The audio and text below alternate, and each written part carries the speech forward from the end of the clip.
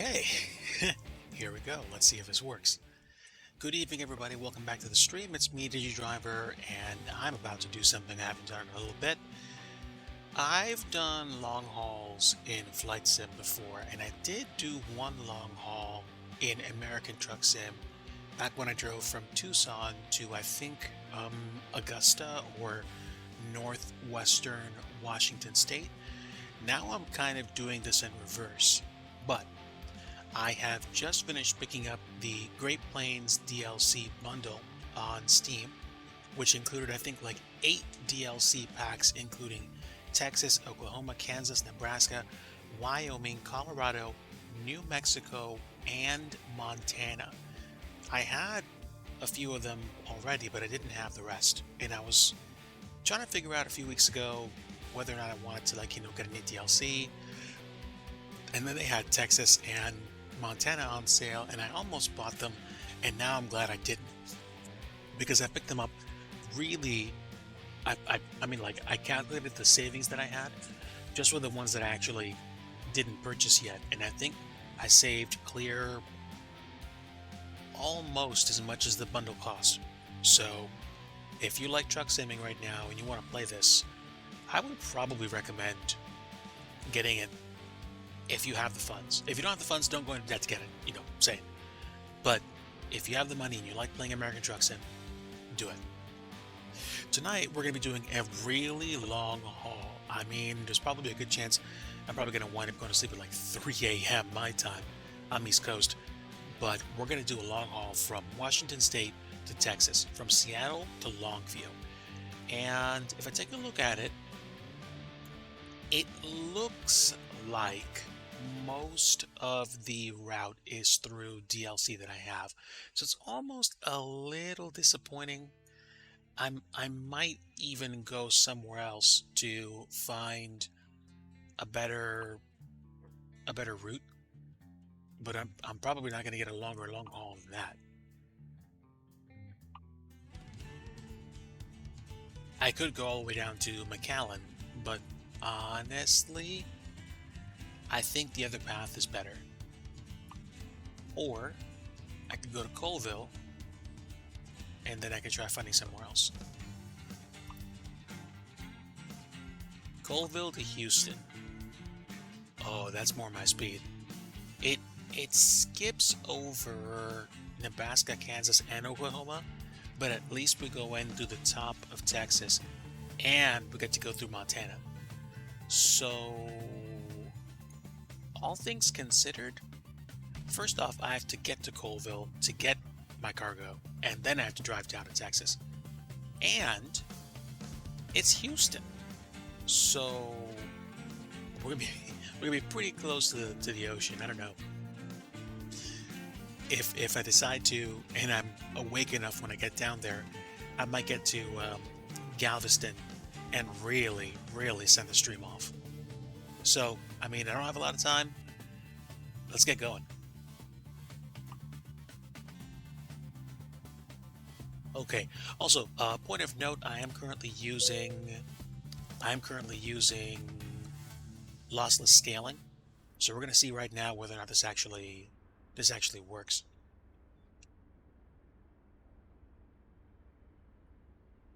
I think I'm noting some differences in how this thing actually looks. Take a quick peek outside. I'm using AMD FSR right now, and my resolution is set to 1440p.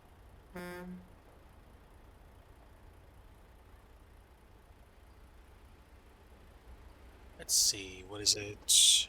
Which one is it? Do I have my wipers on?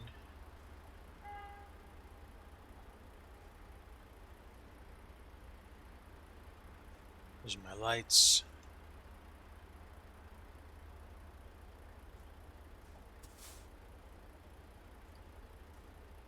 Which one is it?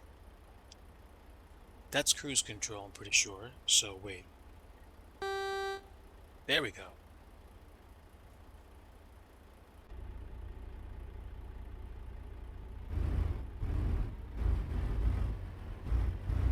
Let's get on the road. Let's see what AMD FSR can do for my frame rate.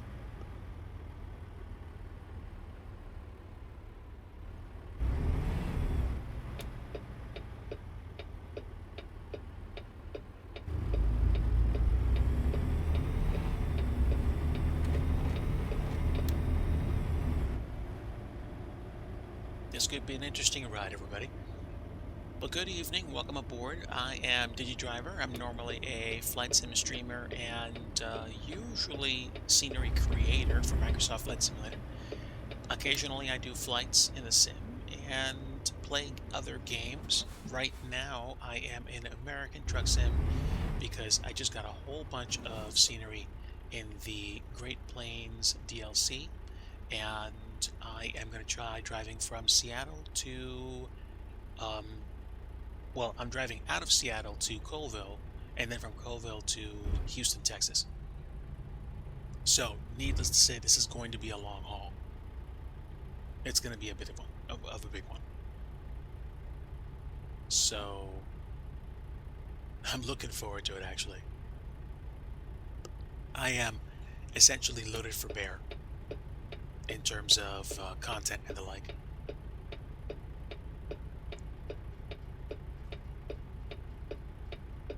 And I'm already yawning, so this is off to a interesting start already. Now, AMD FSR has my frame rate locked at 30, and I'm at 1440p, so I'm curious to see what this is going to present in terms of smoothness or performance, and hopefully you guys can hear me. Otherwise, I might be talking to myself for a while.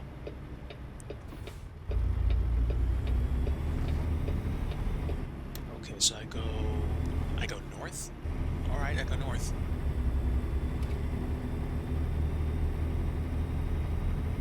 This could be a very interesting ride.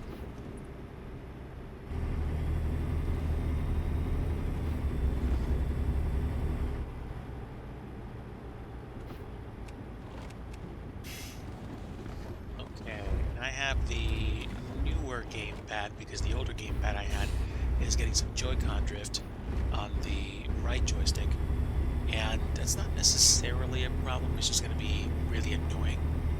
But I can tell you right now already, the, wait, which one is it? Is it this one? Yeah, it is. The scenery looks pretty good. And we are off to Spokane.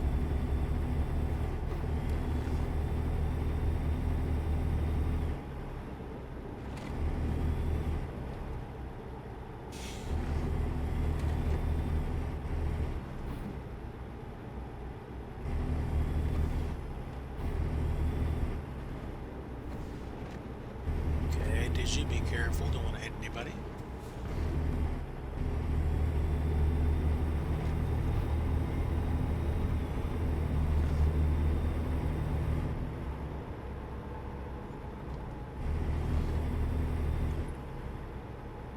I think this is a pontoon bridge. I don't know. Could be wrong.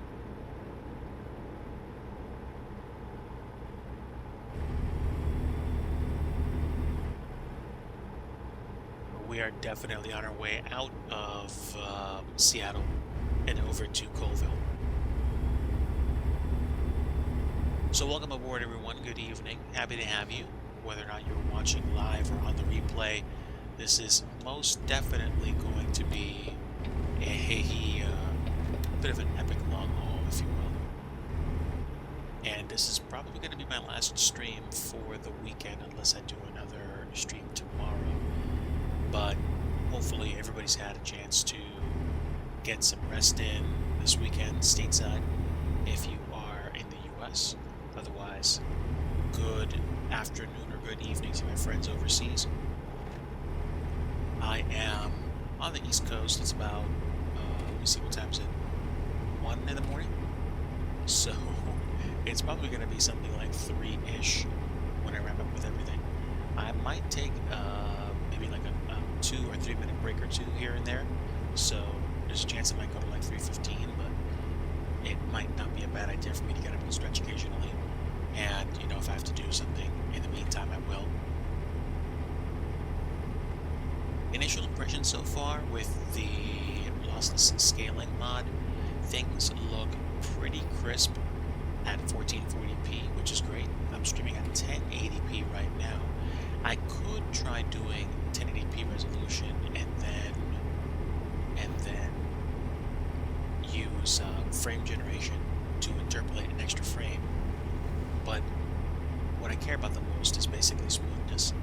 I might turn frame generation off if my computer's hardy enough to handle the performance. But I can tell you right now, I've got my graphics somewhat cranked, and the graphics look good.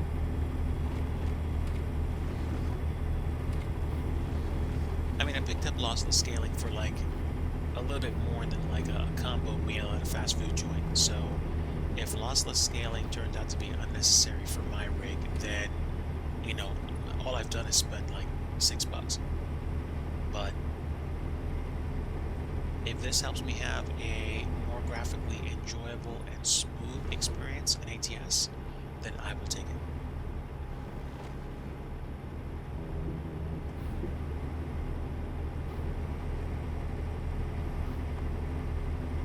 So let's see, I've got 281 miles to go before I pick up my cargo, which is neat. I've got like an 80% full fuel tank right now, and we'll keep our eyes peeled, you know, once I start to get past half tank to the next gas station. But otherwise, we're good.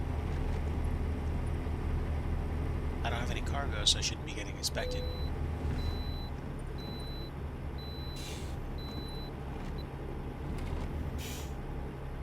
That's good.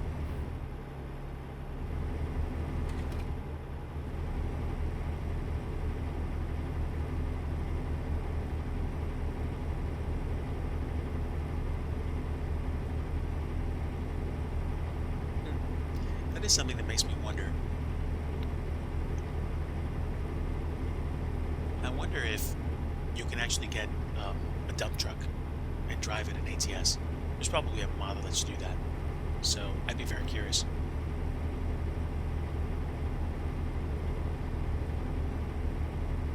I don't think I've been on this road much.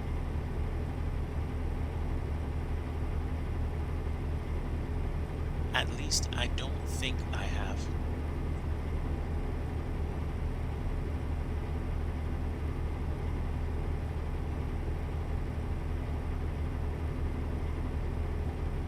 And if anybody's watching this and wondering what the hubbub is about, this is American Truck Simulator. It, I believe, is either developed or published, or both, by SCS Software.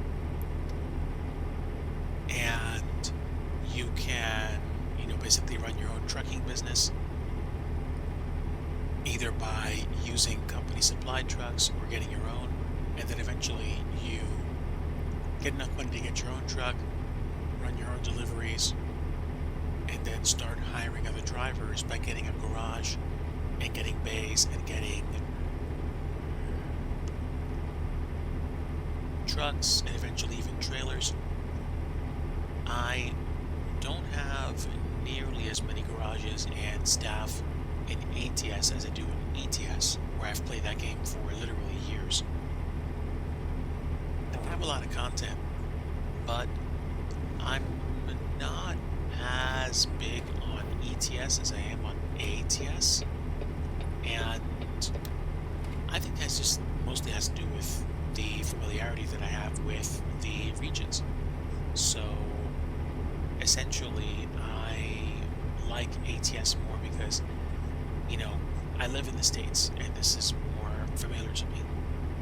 So that's what I like. Do I not like playing ETS? Or do I like playing ETS? I've driven, you know, to Italy and Germany and Switzerland, and I've gone as far as, I think, Romania, I want to say, and as far west as like the border of France and Spain. I don't have the Iberia DLC, so I would have to get it, and I could probably pick it up for like $7 right now on sale. But in order for me to get the newest Project Japan DLC, I think what I need to do is actually get West Balkans as well. Wow. Wow.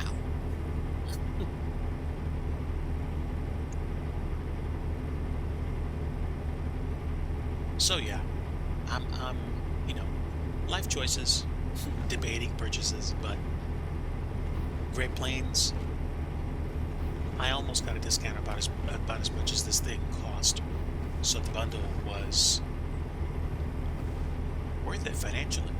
Whether or not the scenery is going to wow me, that's something I have to discover. Huh, scenic view, huh? Nice.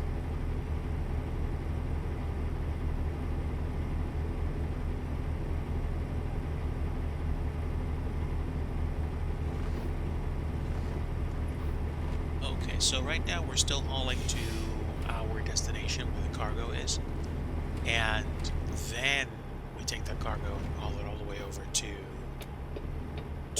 Texas. But so far, I mean, the route that I'm taking to get to the cargo is pretty nice, pretty beautiful, and hopefully we will get to, I think I said Colville soon, and then I'll be able to pick up the cargo, really kick off the long haul, and then we'll see what happens. I suspect I'll probably wrap up tonight sometime around 3:30, which is a little bit crazy, but maybe it's best that I get this out of my system now, so that I transition into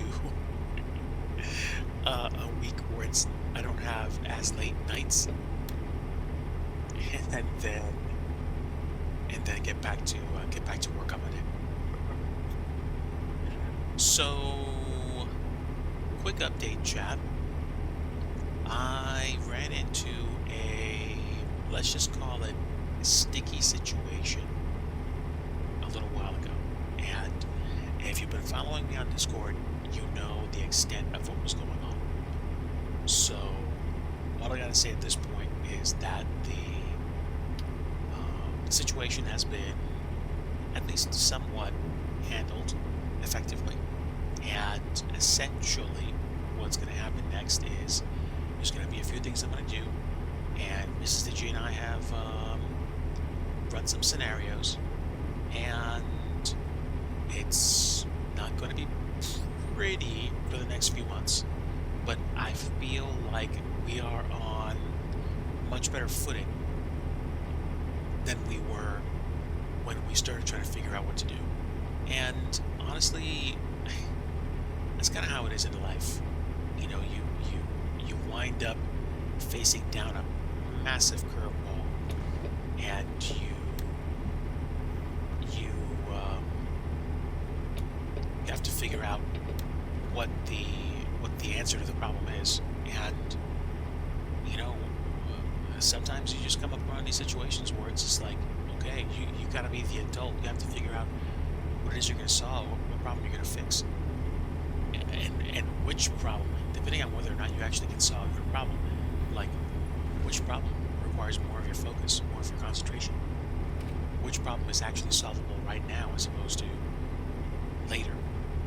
And I know some of you, like myself, probably want to solve the problem immediately, but it's just not possible. Like, I literally found out the hard way. Things happen, and you wind up in a situation where it's really, really, really, really, really just either unexpected or inconvenient or just plain far out. And that is what I think happened to me. But, you know, we're good. At least good-ish for right now, and I praise Yahweh Elohim for that. So, good to know. Gas, we still have probably at least a 3/4 full tank, so I'm good. No significant damage to the frame, to the truck, so I think we're good. We'll go past this exit.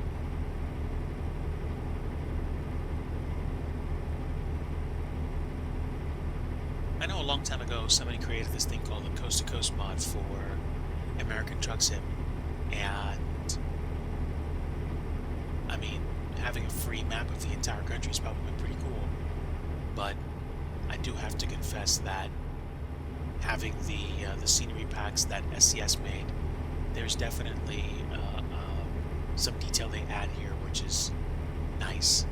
I mean, I don't understand what the genuine difference is between the two, so I could be wrong about what's possible, but at the same time,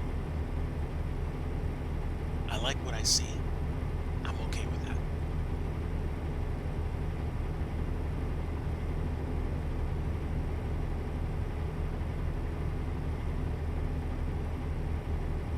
Being passed by a Mack truck, they're pushing it. I almost wonder if I should gun it a little bit and see if I can actually get done early. But we'll see. 82 miles to go. So we're under 100 miles, so we're going to get there pretty soon, I think. Pick up the cargo and then we'll get going. Spokane Airport, let's go. Wow.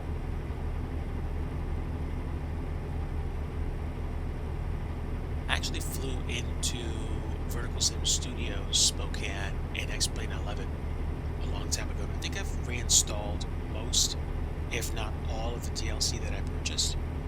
In X-Plane 12, I haven't done a lot of flying in X-Plane 12 recently, but I intend to do more of it because I think I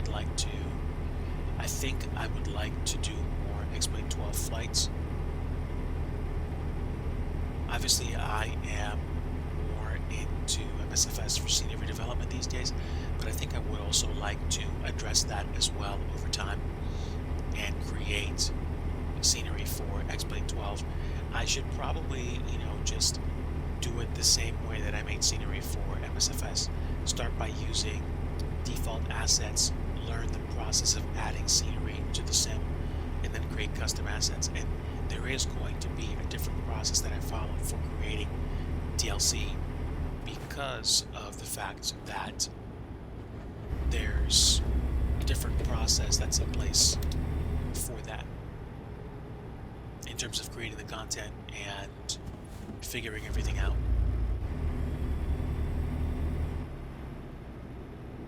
All right. Welcome to Spokane. We are here to pick up our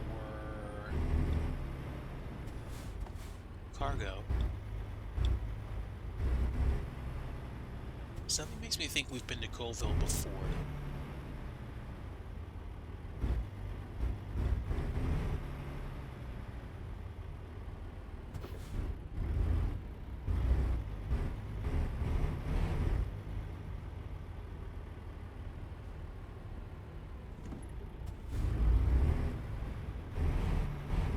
Interesting.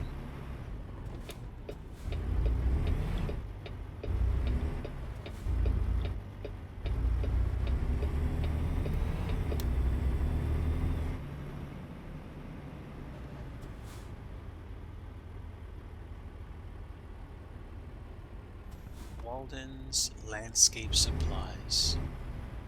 Little Shepherd's Inn. Nice. We still have 50 miles to go, so I guess I'm going to be driving out of Spokane, which makes sense because I'm going to Colville. Oh, what? Dude! That is funny. Eric Flight, welcome, my friend. Good to see ya. I didn't know that you were doing trucking tonight. That is funny. That is pretty funny. Well, okay. Here's my confession.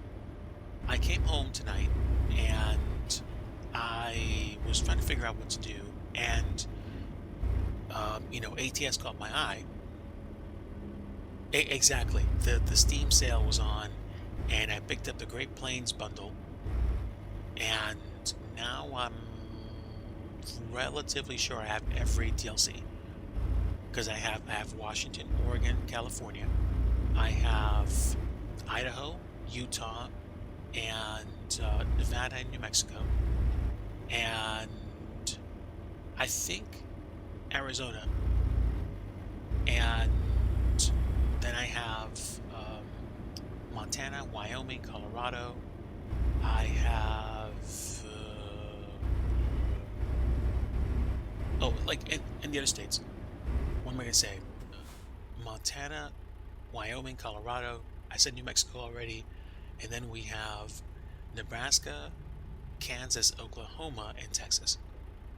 So yeah, there's a lot of TLC, and the sale is just wicked. Just, I mean, I like I said before, I calculated the savings. There was enough money I saved to almost buy the bundle again, which is superb. So I am driving this through right now, and I am on my way to Colville to pick up the cargo that I'm going to be using to drive it to Texas.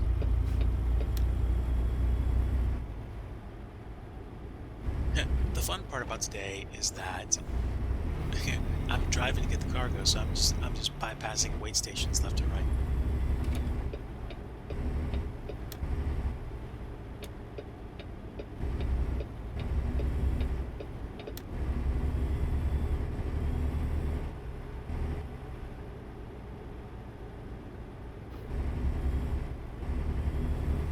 Yeah, and the thing that I noticed was the bundles give you like an even cheaper price for everything than if you were to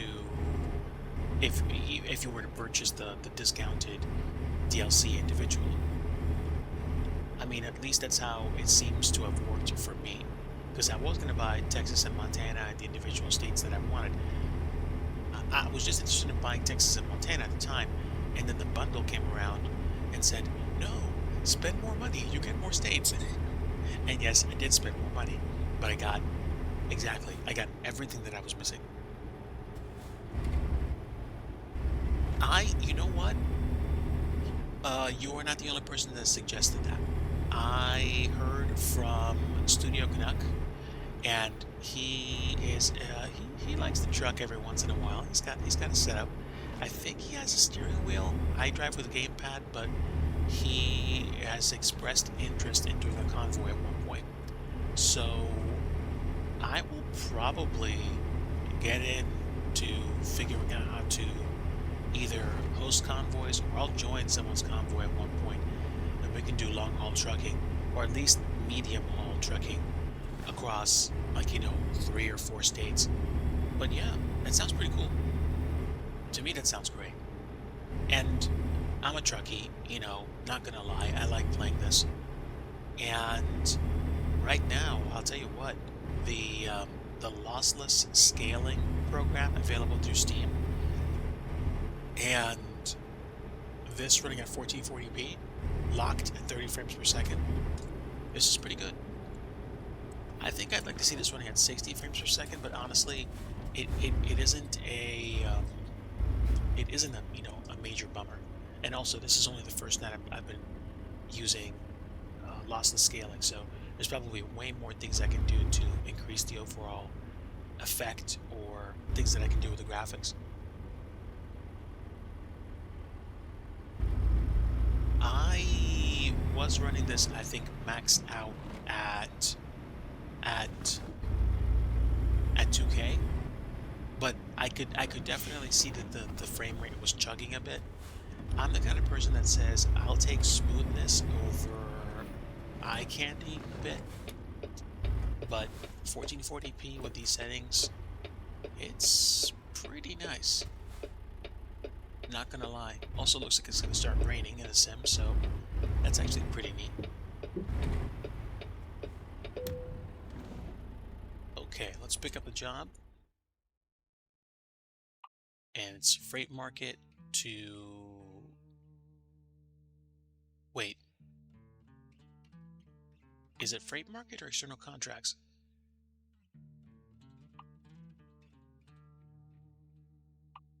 Colville to San Angelo. No, no, no, no.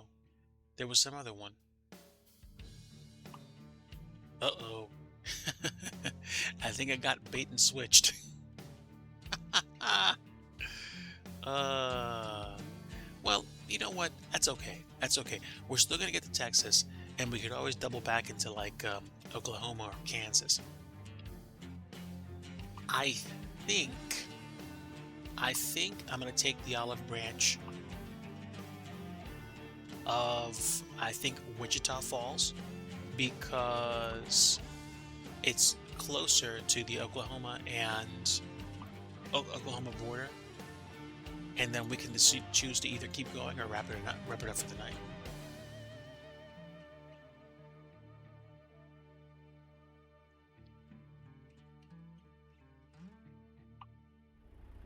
But yeah, let me actually check something.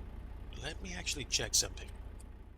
I want to see what the performance is. I'm using FSR right now.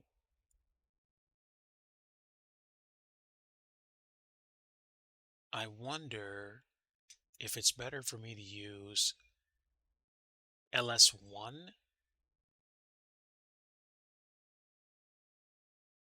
Let me think. Let me try using LS1,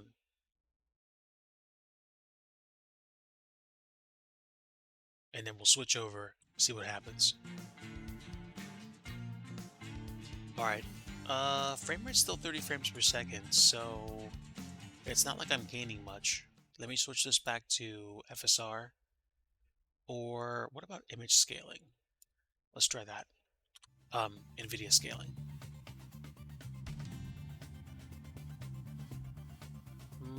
Nope, pretty much. It's about the same. I think I think I like I think I like NVIDIA image scaling.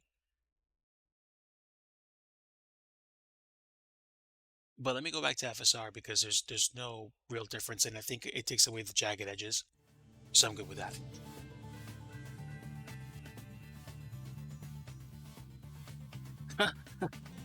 Dakota Buc-ee's, convenience stores, restaurants. I think that's pretty cool. I like the idea.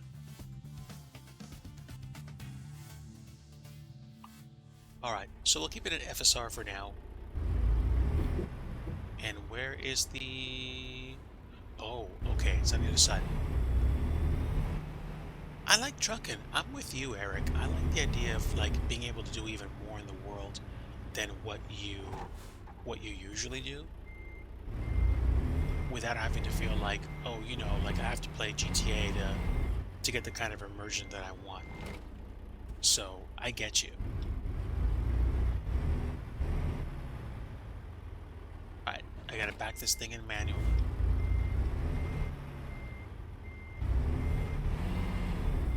I like trucking. I really do.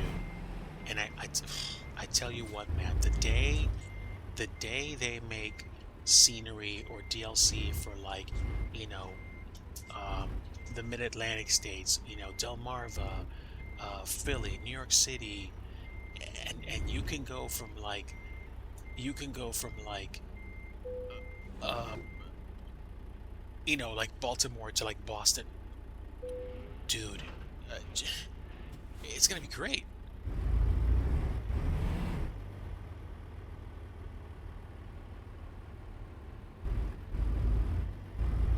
Being able to pick time compression would be a bit of a power play. It'd be great. Like the scenery is configured for whatever scale it is. Time compression works nicely because I kind of like the amount of time you spend in the daytime and at night. But I think that would need to change if you were to get like full size scaling. And I don't mean scaling in terms of resolution, I mean in terms of the map. So yeah, it would definitely be something which you would need to, I guess, I don't know, feel out. If they could somehow map all the roads. I mean, it wouldn't be impossible to do. You would just need to get your hands on OpenStreetMap data. So I don't see how that would be much of a problem. At least I don't. So I guess I'd have to see what's going on. Well, is it possible to map all the data? How big's your hard drive? So that's my opinion, at least. Yeah, you're right about that. All right, they pull over for a bit. Give me just a few moments. I'm going to go ahead and configure myself because we literally have 1,790 miles to go. So I'm going to set the parking brake, turn the truck off, and just make sure I'm configured IRL here, and then we're going to get going. So sit tight. Give me a bit.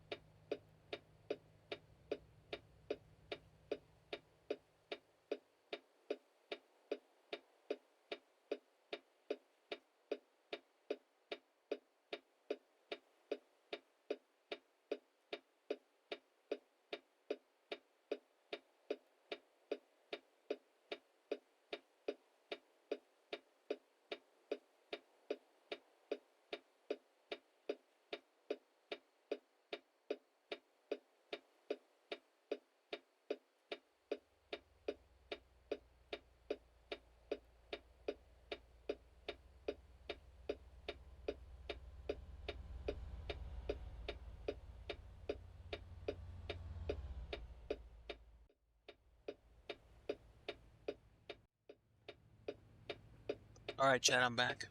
Just getting myself set up for the trip. 1,789 miles to go, so roughly a little bit less than 2 hours, and we will get going. So let's get the truck turned back on, parking brake disengaged, and we will set ourselves up for the trip. Let me increase the brightness of my other screen because I am going to be glancing at this a little bit as we make our way down to Wichita Falls. Let's go.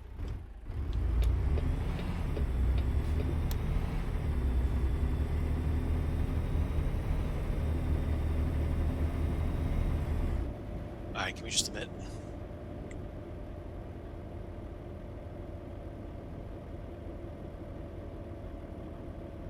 Okay, I should be good now.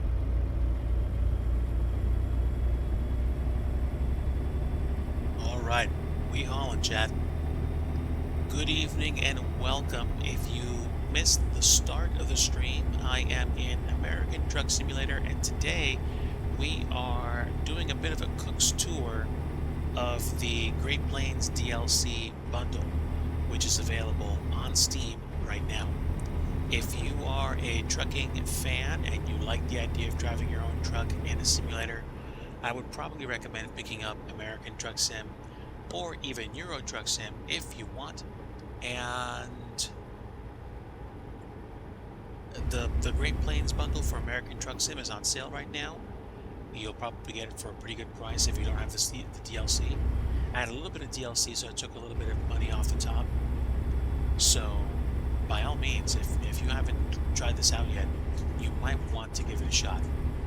I'm probably going to be on the road for the next easily hour and a half. Weather and accident data integration. That would be cool. And you could probably do something similar to what Flight Sim does these days, where the live traffic in MSFS is behind by like 5 to 10 minutes. But it doesn't matter. Okay, now that's fine. I am expecting to hit some wait stations on the way in, so it's not a bummer.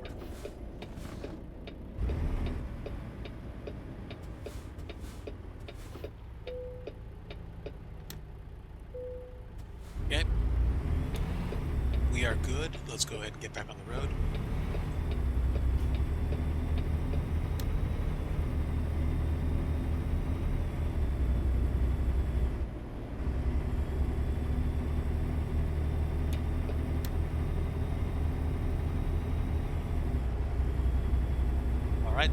Off to Spokane again. We're going to be heading down to... Ooh, whoops. There we go. Gotta be on my best behavior. I forget if I turned traffic violations off or not.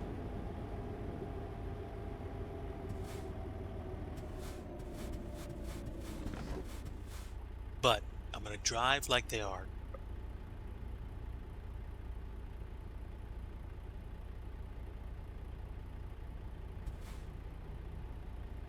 I think making it more interactive would be amazing. Um, what you could probably do is, you know, be on the highway and pull off to like a truck station, get out of the truck, walk in, like send a postcard to anybody that you interact with in the game, like your friends, so they would know what place you visited. You could try going to some place, and if you make a delivery, you could maybe either buy something with virtual currency, or you could, wind up doing things for companies. You could even like do a stint where you do local and out of town deliveries in one town for a company, and you have a place to call your own. Or you could literally do something where you're driving, and you can have contracts that give you realistic delivery times, and you pull over to a truck stop and you basically check in for the night. You like turn the truck off, like turn around, get like your bed ready, and then basically just manage your like company, answer email, all this stuff. Hope they're listening. It would be nice. It would be nice. I'm not gonna lie. I'm not gonna lie. That would be pretty cool to do. Um, Whether or not that happens, I guess it's up to them. But I mean, we live in a day and age now where the DLC and the things you can do in the game are different and more varied than you know before. So why is that? Like that's not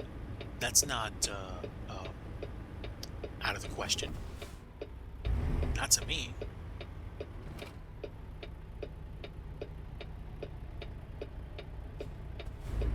How did I scroll this? Oh, I use the default controls. They I use the second joystick for view manipulation.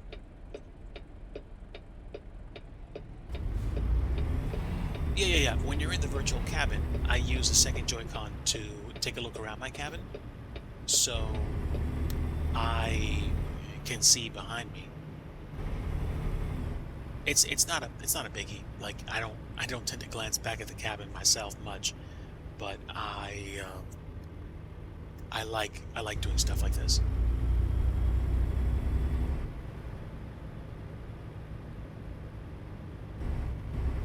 Yeah, I think it also might depend on. It might also depend on what you, what kind of truck you drive, or like how big the interior cabin is.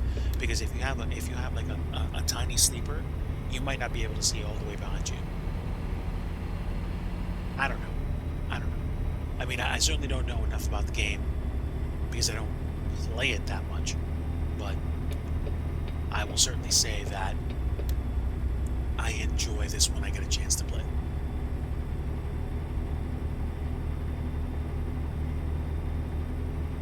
So, here we go. 29 hours to go. I would say basically my interpretation is. Ooh, ooh, here we go. The first delay. First delay. Let's go. Uh-oh. Looks like somebody's car had a very bad day. Let's go ahead and keep going.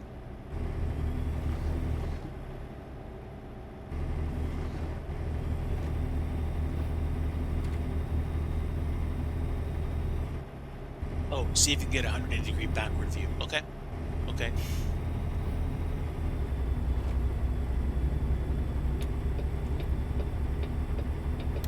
Well, tell you what, this is probably going to be the best time to test it.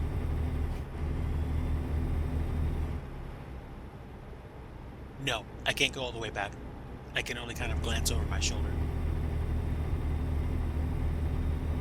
Which makes sense.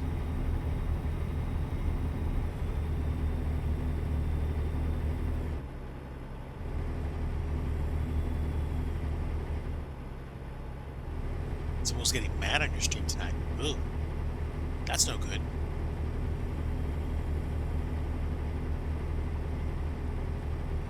Hopefully, things weren't heated.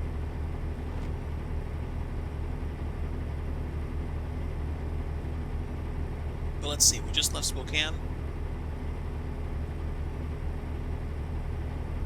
In the sim. Okay.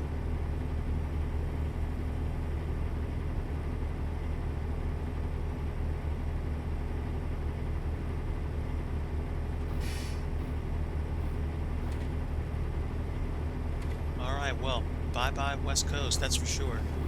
We are on our way down to Houston.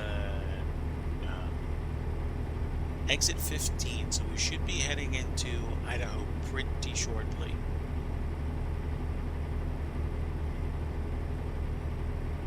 At least that's my opinion. Yeah, I tell you.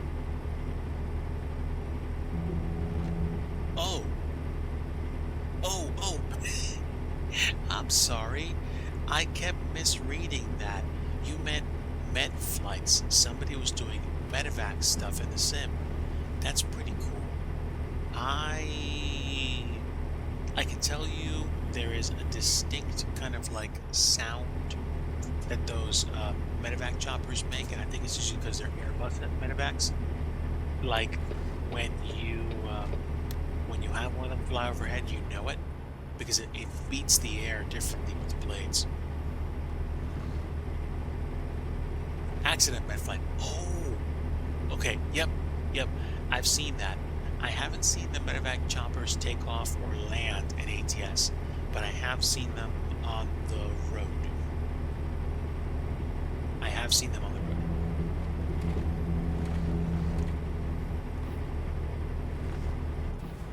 All right. Excuse me.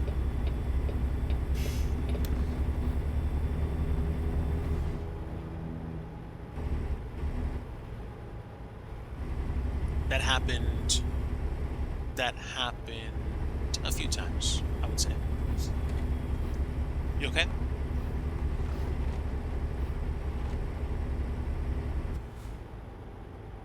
I tell you what, one thing I'm going to say about the graphics in this game, the cloud rendering is unbelievably good.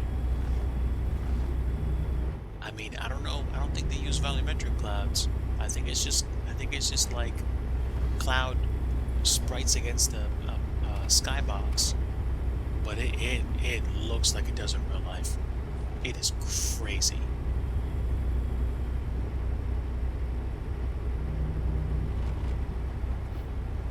Oh, that's right, because you have that set up, and you probably feel the runway touchdowns and stuff. Yeah, I think having a butt kicker set up would be great, especially when I overrun the rumble strips on the road. Yeah, exactly. Having it in ATS would make this, like running over the rumble strip, be felt. So yeah. Okay, the clouds are looking cloudy. I'm wondering when it's going to start to rain.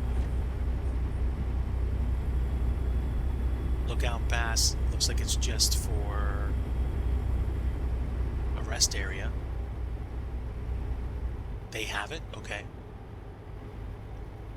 Okay, I was wrong. I think I just finished going through Idaho and now I'm in Montana.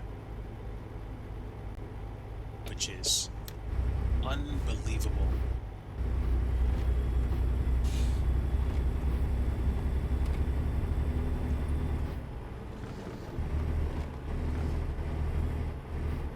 We are hauling.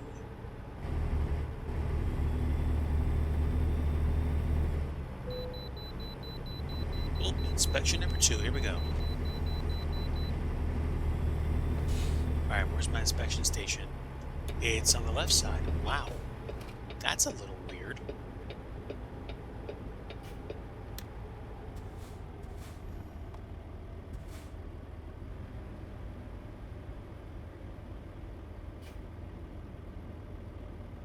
Alright, so I'm gonna get behind this trucker.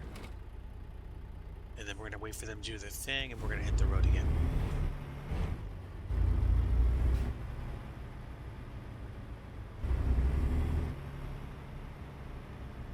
Complete stop on scales. Here we go. And here we are. Gross weight 47,241 pounds. Let's hit it.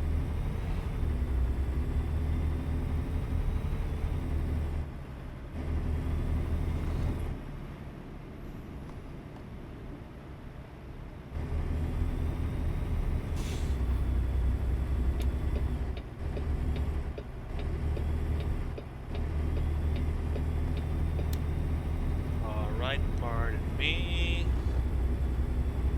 That's the advantage of having a beefy Peterbilt. You can get going pretty fast. I'm happy about that.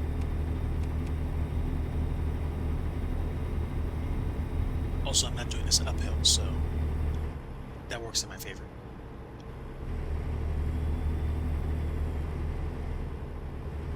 But welcome aboard once again, everybody.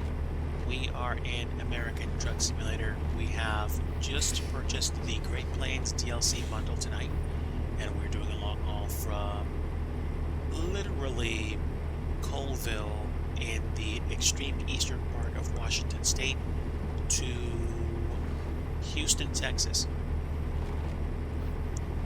I mean, this is a crazy long trip IRL, but I calculated it to be roughly 2+ hours in real time, and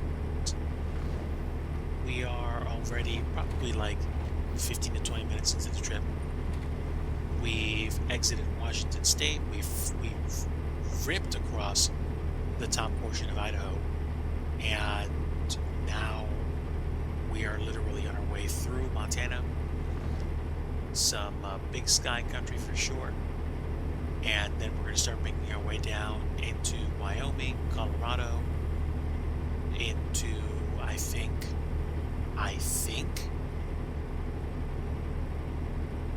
Kansas? I don't think so, though. I think we're going to go down through Wyoming and Colorado, and then we're going to wind up making our way to either New Mexico or just kind of like shoot out the side of Colorado into Texas. And yes, DIGI geography is rusty.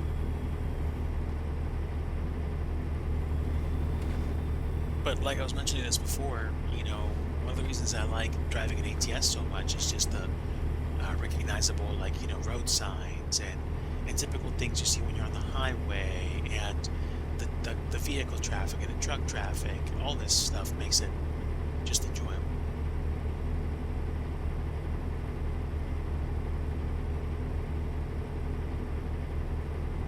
The road signs, the hotels, the speed limit signs, the vehicle traffic. This is all part of my immersion. And, you know, 4th of July weekend, so why not American Truck Sim?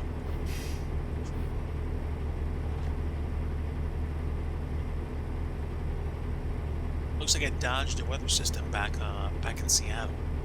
I left and it was mostly sunny, and then I got to Spokane, and then I got to Colville, and it started getting cloudier. Oh, saw a helicopter. Uh-oh. Whoa. Whatever happened on that side does not look good.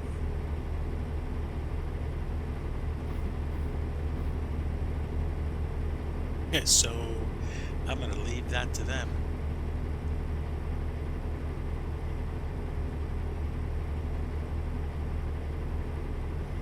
Ooh, wow. My sensitivity on the gamepad it's much different than the old gamepad that I was using before. I'm glad I didn't hit anybody.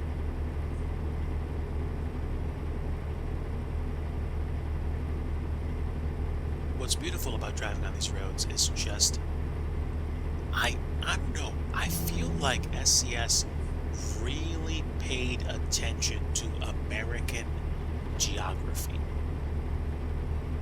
Like whoever it was that basically said, okay, I'm going to lay out these roads. I'm going to design the road system to look the way it's supposed to look. They understood the assignment because it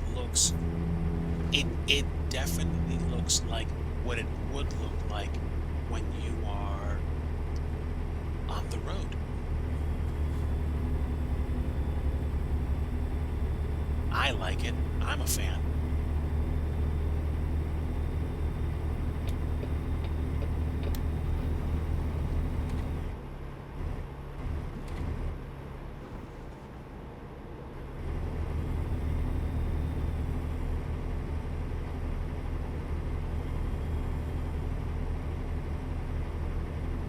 We are definitely clicking off the miles, so I'm happy.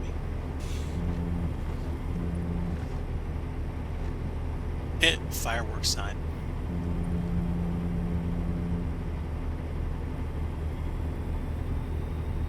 How appropriate.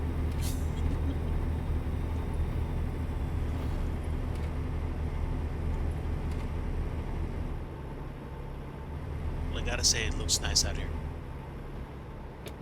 We are about to lose out on a whole bunch of vistas because of nighttime.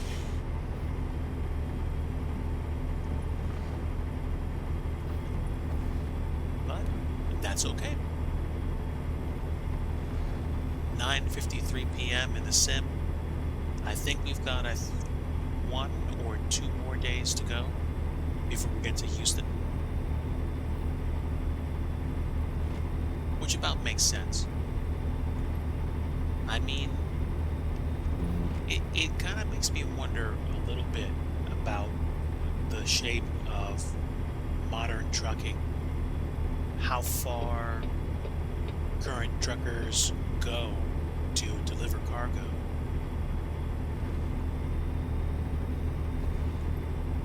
Whether or not they actually cross, as many states as we're doing today.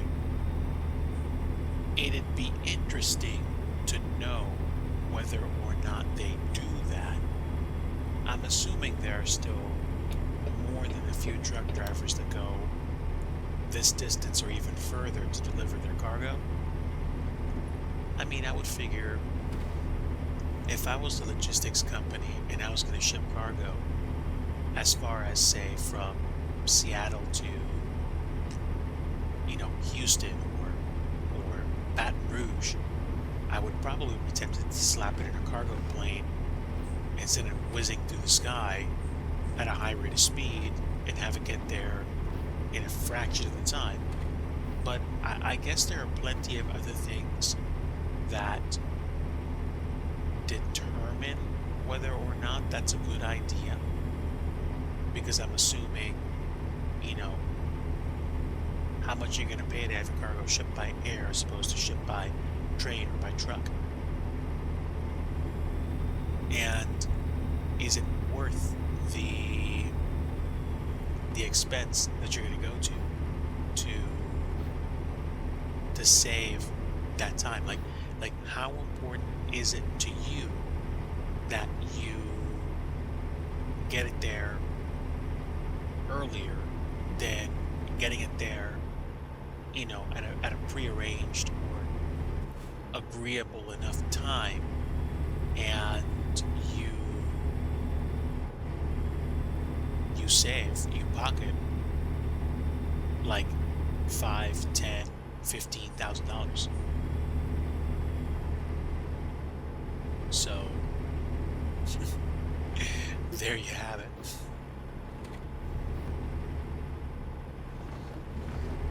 Taking 90 East, let's go.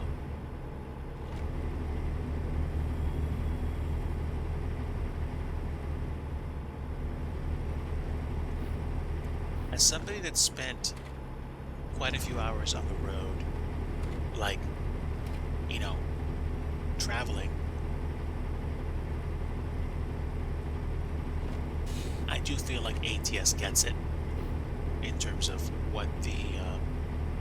what's nice to look at in the sim and how roads look like IRL.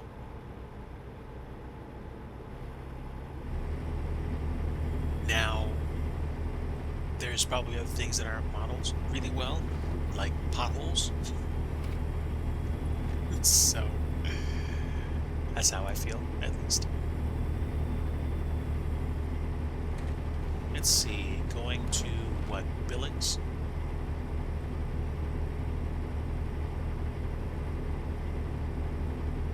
Wow.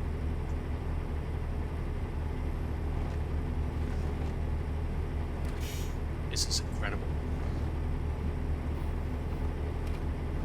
I can't decide whether or not we're going to wind up in Houston at night or during the day. But seeing as how we're in Montana right now, I'm going to say it's probably either going to be a night or a kind of like late afternoon arrival. And we'll see. If we get there and I'm not absolutely just shot in terms of exhaustion, I might free roam down to Galveston just so I know what the sim looks like at the beach.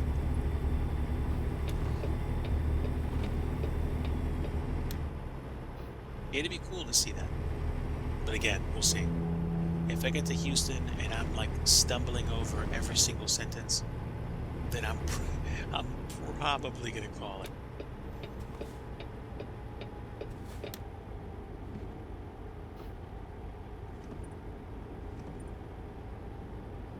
So we'll see.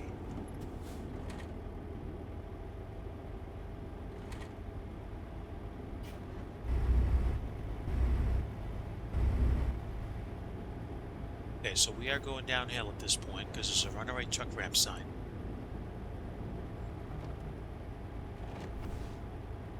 It's unbelievable out here.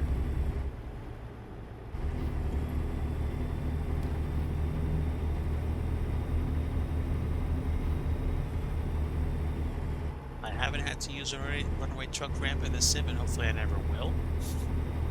Just say it.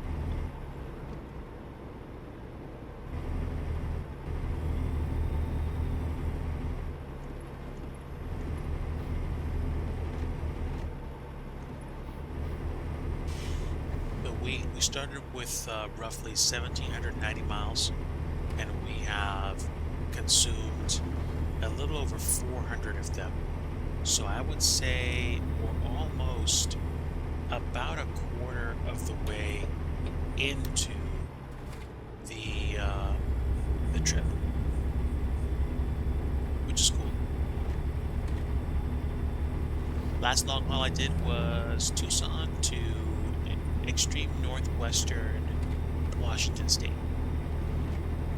And in one sense, I'm about doing reverse. Only this time, instead of going further and further south to, say, Tucson, I'm going way east to Wichita Falls.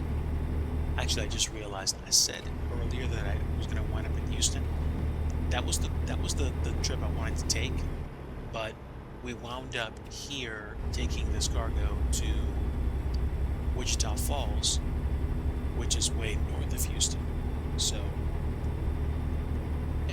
depending on what happens when we get to Wichita Falls, again, I might make the executive decision to either drive down to Galveston or figure out how to maybe quick travel down there and then wind up in a place where we could actually see the shore.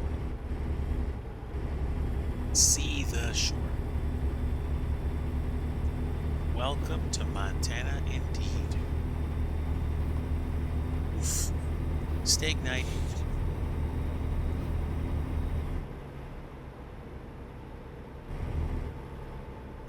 Careful, DIGI. Don't get well done by those guardrails. tell you, when I got started playing American Truck Sim a lot, I was in a different frame. This was literally years ago. I I was, you know, going into work and, you know, I hesitate to say this, but essentially, yeah, life was different.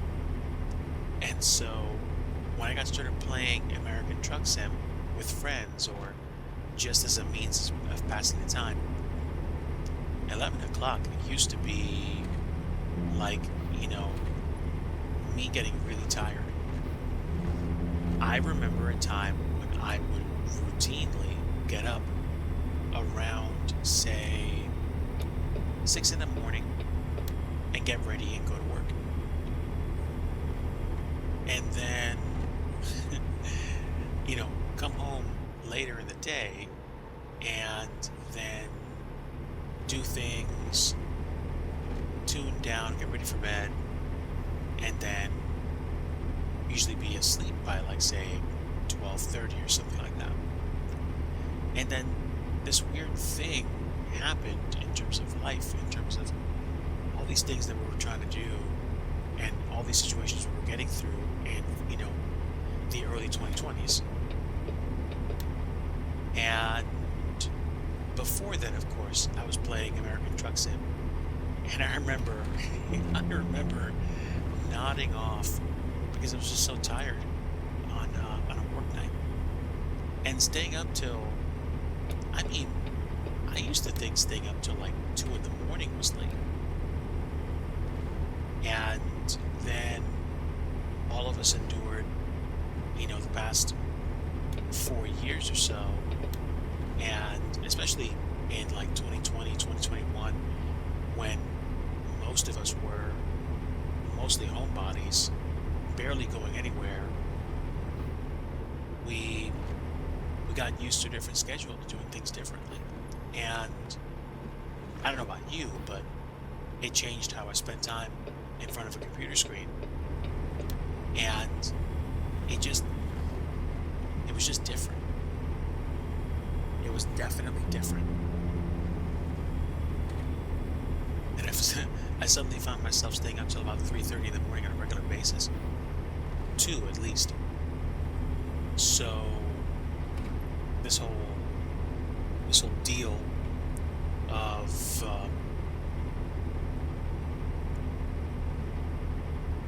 not going to sleep or going to sleep early, that started becoming more the exception, and being up till like 1:30 to 2:30 in the morning became more the rule, which in one sense is funny because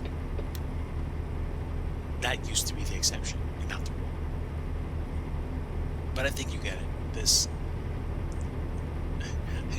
one humongous tangent to say I used to fall asleep or start falling asleep around 11:30 at night. I think I still do, but I think that's been largely changed by 2 things. Number 1 is my coffee habit, and number 2 is my screen time. In one sense, I used to drink coffee, my second cup of coffee, at a ridiculously late time at night, which would basically then guarantee that I'd be up until about 2 in the morning. And I started over the past, I would say the past year, to try to bring that back under reasonable control, because I needed to start waking up early again. Not as early as I did several years ago, but enough so that I would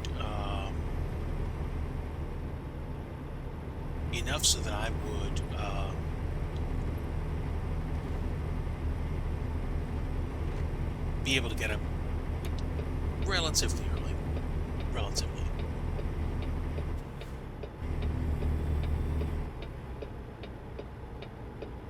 Okay. Peeling off the road, Got about a quarter tank of gas left. I think I'm going to try to find a gas station at this point and figure out how to get my hands on some fuel. It is now late enough in my area of the world to basically just say, no, I'm not going to eat anything else, even though the idea sounds good.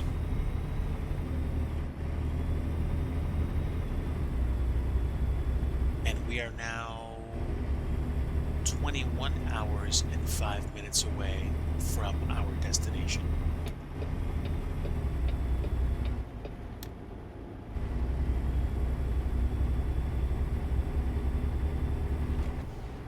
I think I said total drive time for this trip was going to be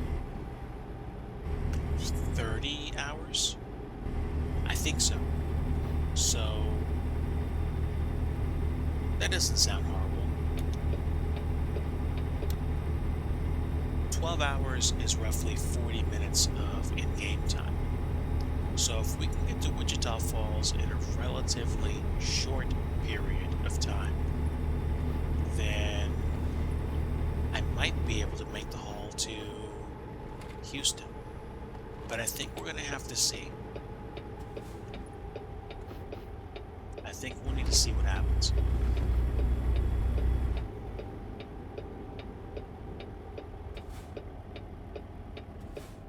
Fort Dustvale.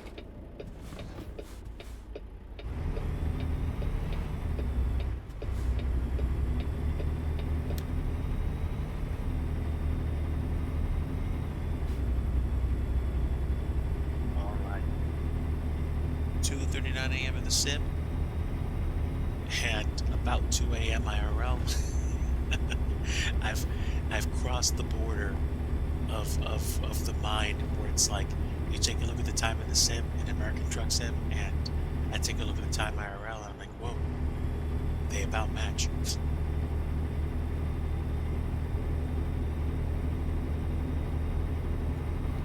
I can't tell if I'm still in Montana or if I'm getting into Wyoming, but I don't have that much longer before I get to my destination.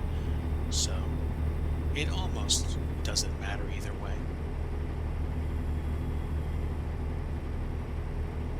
However, I am going to start watching out for... Alright, nearest truck station. Where are we? Okay, it's up ahead.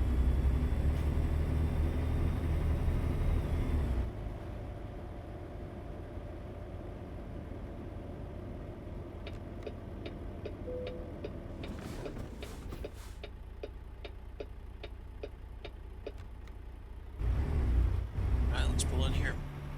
Port of entry. Now, quick point of note. Those are basically differently spaced out 2D graphics. And that building looks really good, personally.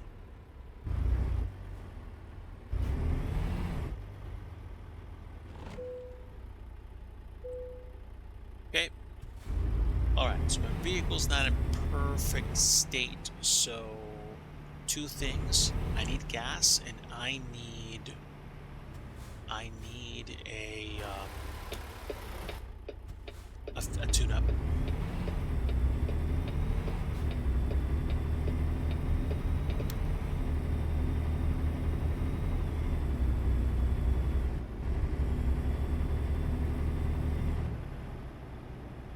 So one step at a time, I guess.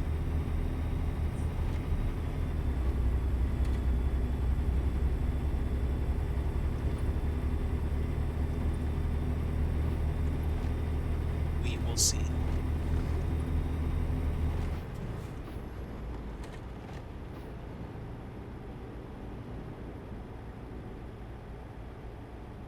Okay, that answers my question. We're definitely in Wyoming right now, which is cool.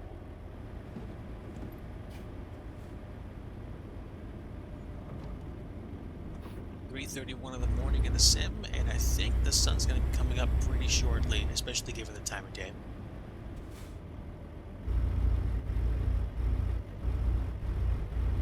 Mind your manners, DIGI. There's a statey right there.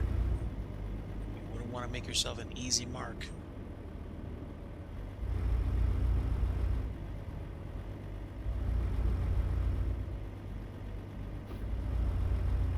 All right.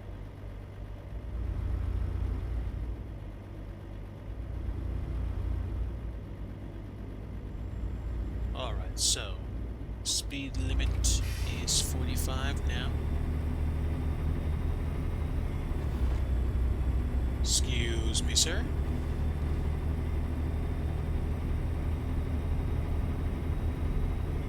Let's give it some gas. Thank you.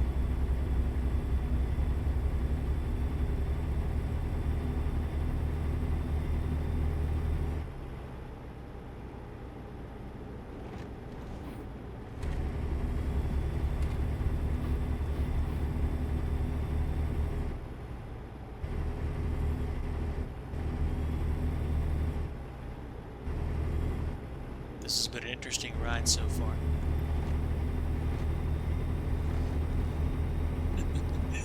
To all of those that are falling asleep, rest well.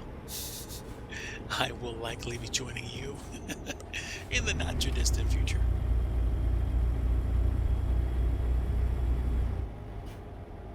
Alright, so coming up on a T-junction here, and everybody's got to wait their turn. I would say.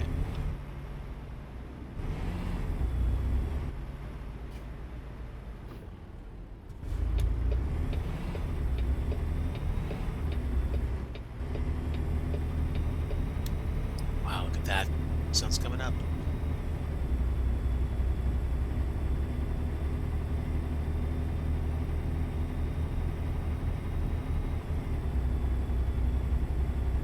Okay, so about a little bit more than 18 hours to go. Which means a little bit more than an hour of real world time left. I feel like I've been through here once upon a time, not in real life, just in the sim. I think I was doing a delivery either to Cheyenne or what other state? I forget. City, I mean. But yeah, came through here. And yeah, the way these buildings are rendered, they look so nice. I need to pay attention to this stuff. Also, I need to pay attention to my gas gauge. I'm starting to get low.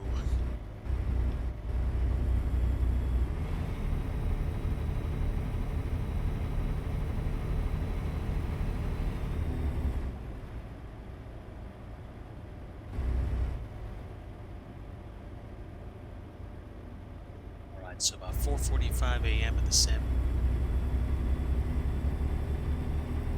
And we continue. It does look like the expected arrival time is going to be midnight in the game, which is kind of nuts.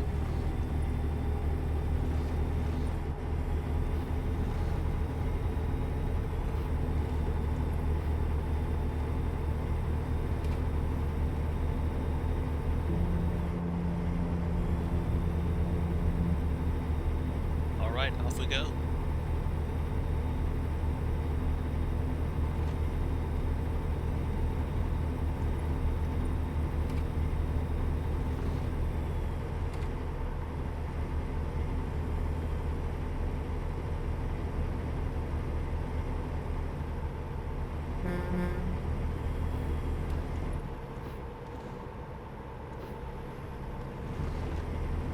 Nice white Mack truck.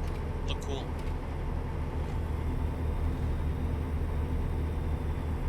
I don't know that I feel like I've been through here before. This road feels familiar.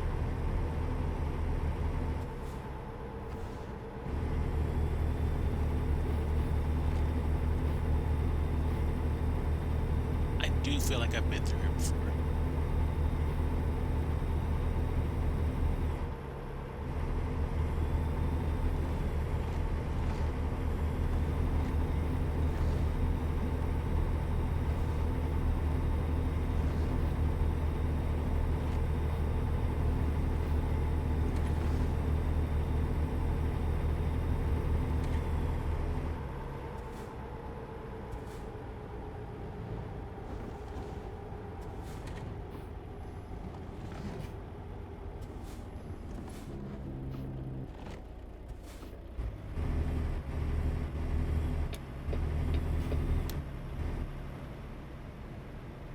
What city am I getting into? I don't know. Some city, Wyoming. Well, whatever the city is, it kind of looks nice in here. Wyoming 120.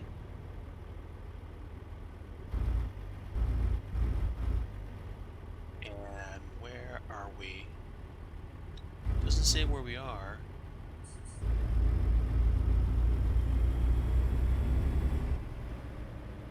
City center looks nice.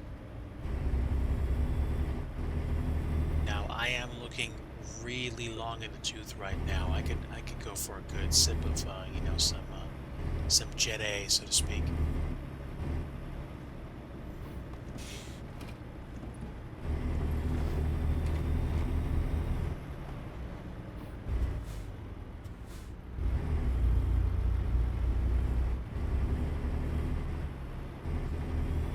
What dude get on by? I got a moich.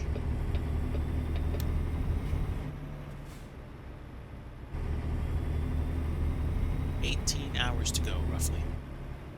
Thermopolis. Nice.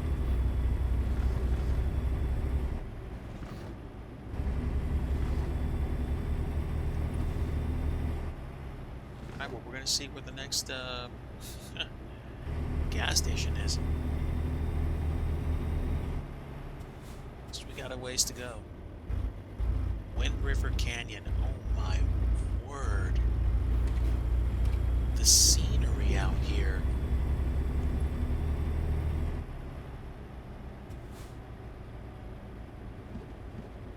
This is almost unbelievable.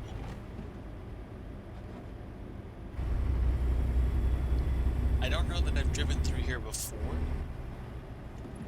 but seeing as how we also have a lookout point or a vantage point, or whatever you want to call it, I'll probably pull over and get my bearings, kind of stretch, and get ready for the next phase.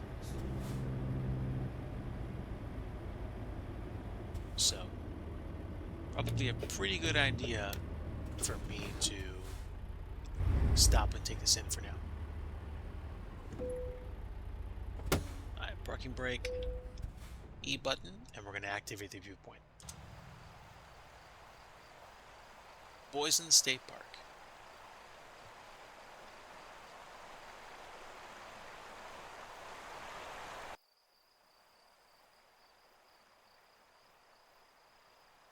This looks so nice. Wow.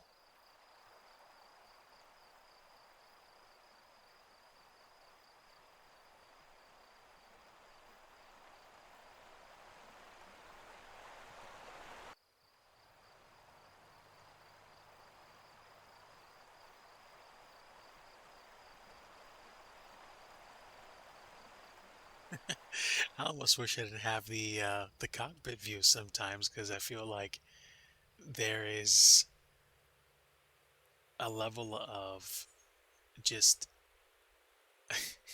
I hesitate to say majesty, but this looks so nice in full screen mode that it grabs my attention. I don't know about anybody else, but I like this.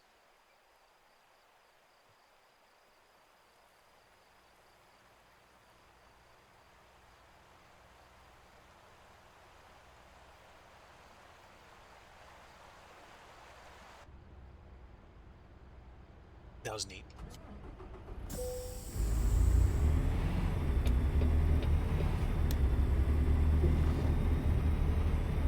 All right, back on the road we go.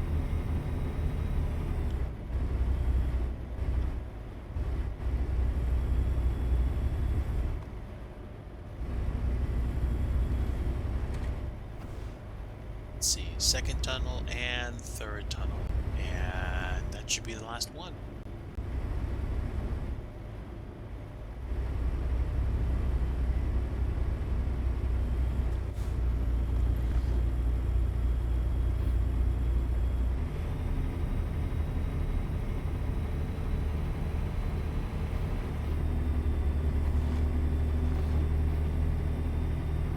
That was definitely picturesque. I'm glad I took a moment to catch my breath.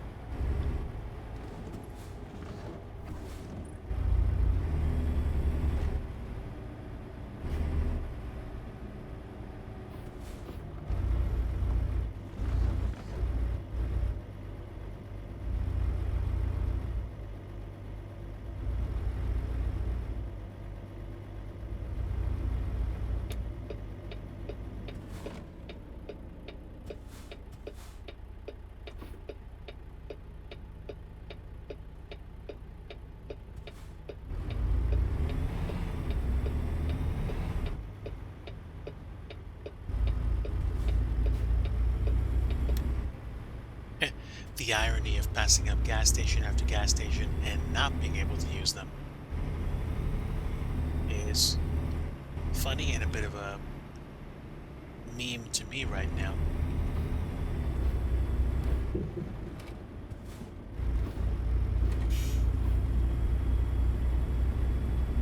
So, 85 miles to Casper. And we're still hovering somewhere around 70. What are we hovering around? Oh, I'm sorry, 17 hours.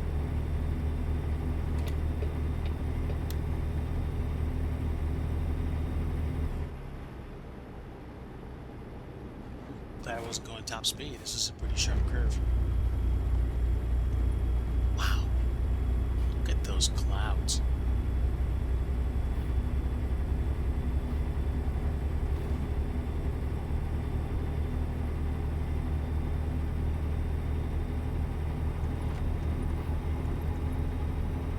This is pretty dope.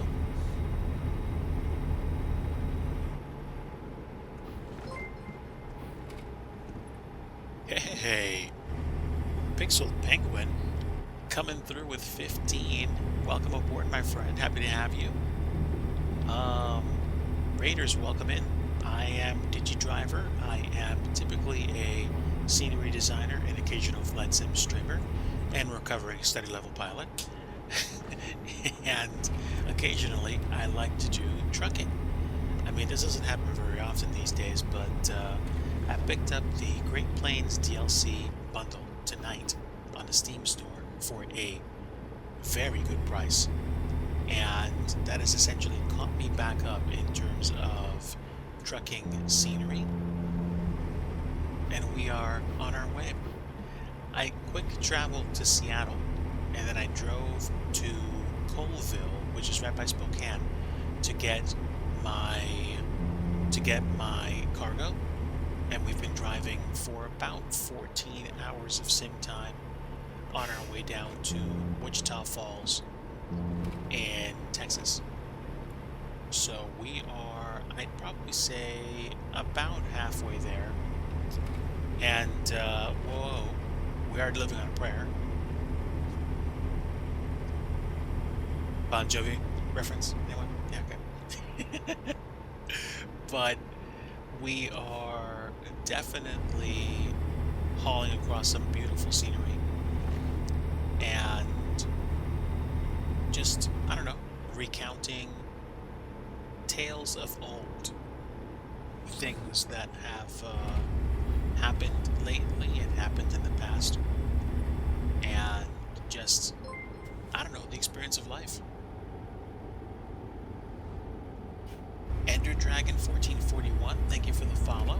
Welcome to the DigiFam. Appreciate having you aboard. While this isn't the content that I normally put out on a regular basis, this is something I like to do. I do like to occasionally do trucking on stream. And now that I basically have a whole bunch of states and to visit, I mean, this is definitely going to be easier for me to, visit multiple parts of the state. You better be driving a Kenworth. Oh, it's a Peterbilt. um, I guess I have enough to buy a used Kenworth if I wanted to. There was a point at which I wanted to buy a Mack truck, but I kind of fell out of that phase. I have I think a 750 horsepower Peterbilt, black, with hill climb package, which usually gets me by really easily. Yeah, and to be honest with you, like, I'm in no rush to buy a Mack truck. I'm I'm happy with the performance that I have in this custom Peterbilt. I haven't driven a Kenworth though, and that could be a fun time. So I'm gonna take your consideration to heart, to be honest.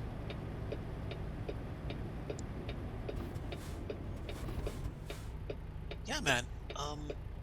Different trucks have different appearances. I haven't spent that much time looking at Kenworths, but I'm gonna have to give them a shot now that you mention them. Did I get the W900 tuning pack?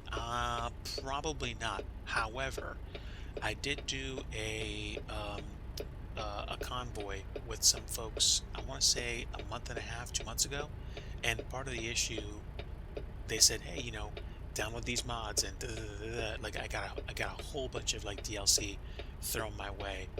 I don't know if the W900 tuning pack is something that you buy or something you just download from a workshop.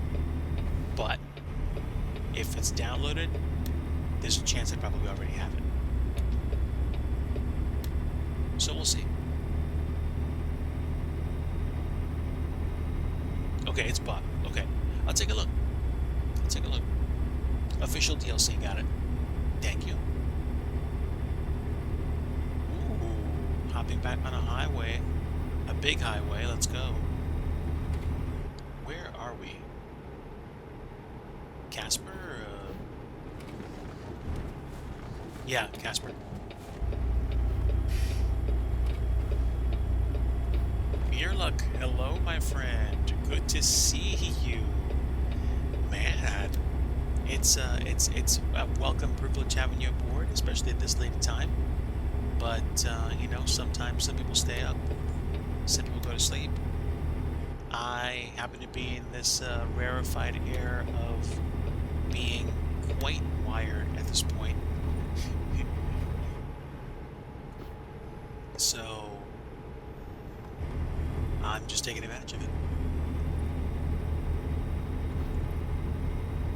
Bushnell Farms. As we truck on down to Wichita Falls. On the road again. I find myself back on the road again. Yeah, I got the Great Plains DLC, Pure Luck. There's a bundle, and it's relatively spacious. Let's see, what did it have? It had Nebraska, Oklahoma, Kansas, Texas, Colorado, Wyoming, Montana, and New Mexico. Eastbound and down. That's right. So I'm going from Colville in Washington State to Wichita Falls in Texas.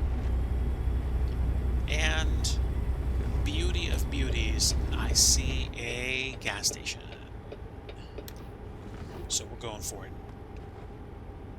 I was trying to get really low on fuel, so I'm happy that that's about to not be a problem.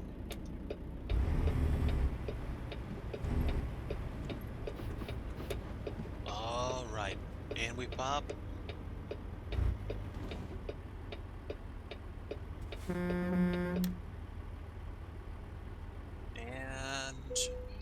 chewy. Let's get some gas. Whew.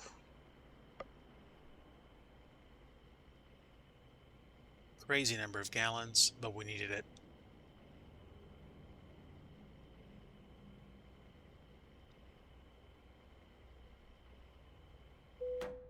Okay, fuel tank is full.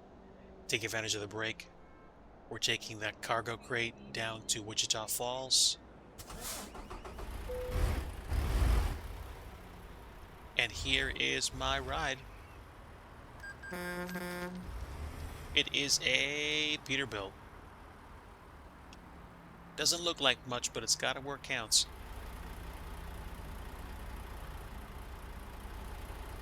Chromed up a bit. Hill climb package. Oh, I'm happy. Now, I'm not gonna bother weighing myself right now. It would be interesting though if if um if voluntarily weighing yourself actually gave you a pass on going to weight stations. At least it isn't round. I get you, I get you. Alright, alright. Fair enough, Ender Dragon. We gonna get along just fine.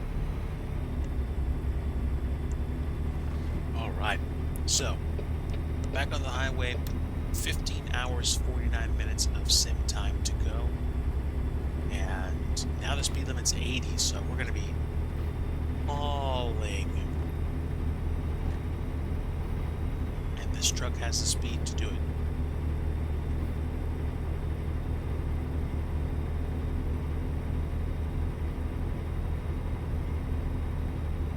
That dude's absolutely hauling in a Prius right now.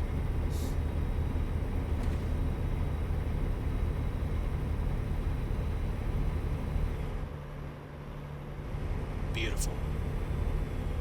We are on I-25 going to... Oh no, wait, that's the next intersection. We're on US 87.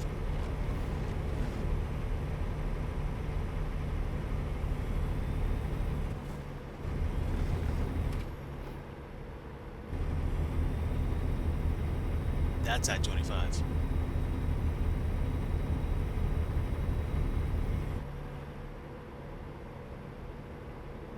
I got passed by Prius, that's right.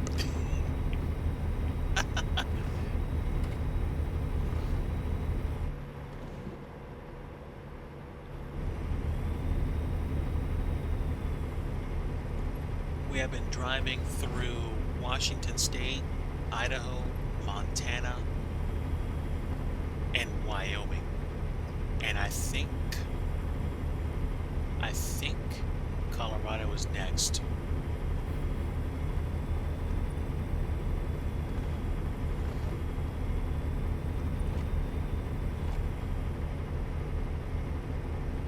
Are we on 25 now? No, we're not. Are we?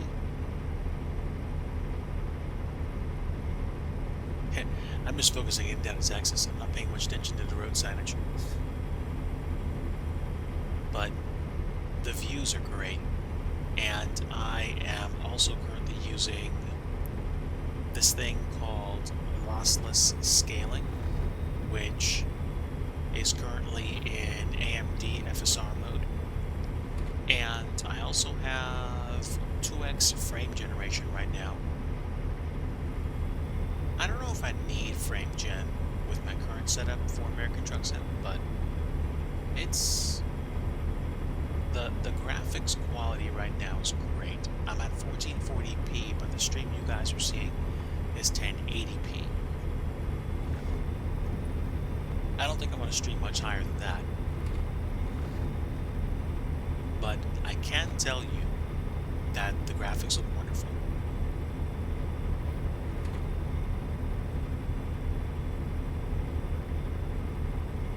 $871 miles to go. A little bit over 14 hours.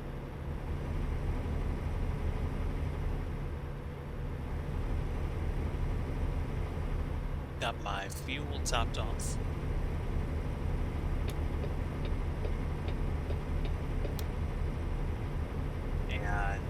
we're going to go ahead and use it up.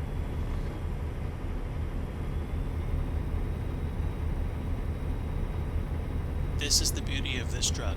With a hill climb package, hills are cool, and if I can pass trucks, I'll go for it.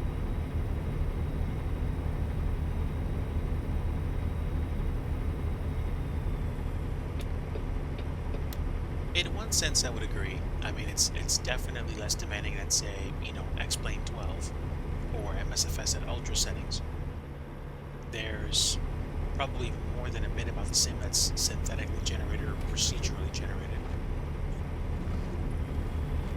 But I will also say that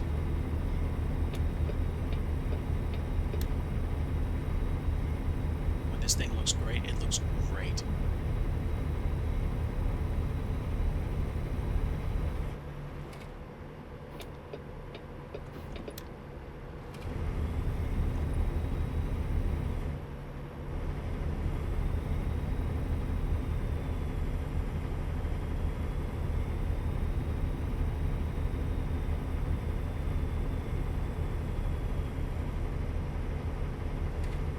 But let's see. I am on the East Coast, and I think it's roughly... What time is it? Wow, it's like 2:32. Crazy.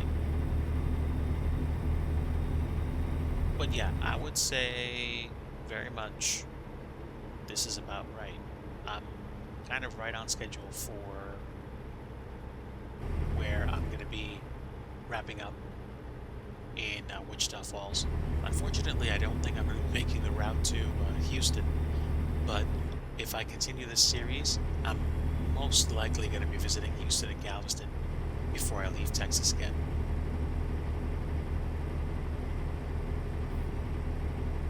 The original plan was to go from Seattle to, like, the furthest point I could get to in Texas, but let's just call them logistical issues prevented that. Because essentially that's what happened. But here we are. Cloverleaf interchange, and we are on our way to Texas with 796 miles to go.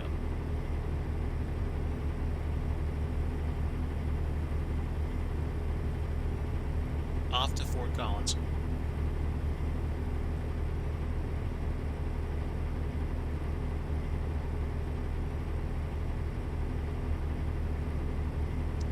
Does anyone here use American Truck Simulator with the Coast to Coast mod? Is it that it's just... Is it more detailed or less detailed than this?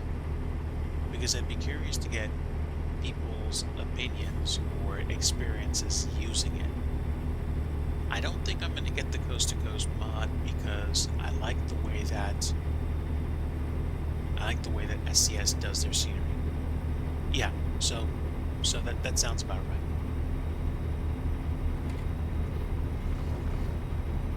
Which is probably also potentially why a lot of people driving in American Truck Sim absolutely gun it in terms of getting from point A to point B, because they're trying to make up a lot of ground or make up a lot of time because they're going the distance.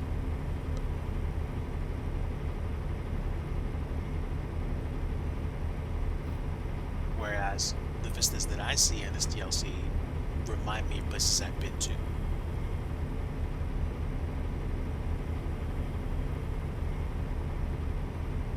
Very much. Am I in Colorado? Dude. Crazy. Yep, we are in Colorado. Welcome in, chat.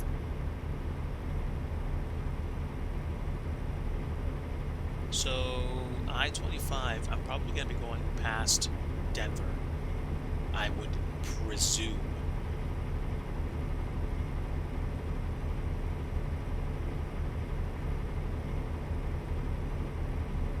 This is very nice.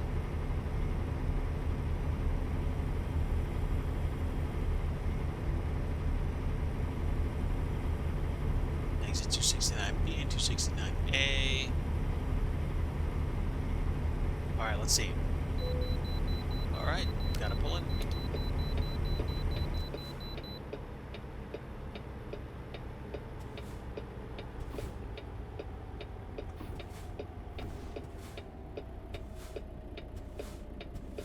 It would appear we have quite a few truckers coming through here.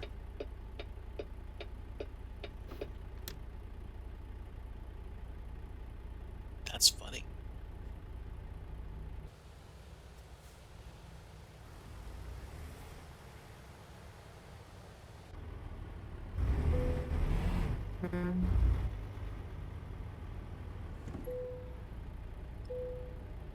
Okay, off we go.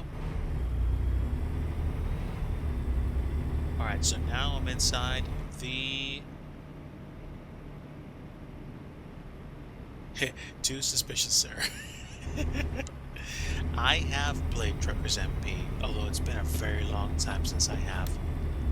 I think I stopped playing it for two reasons.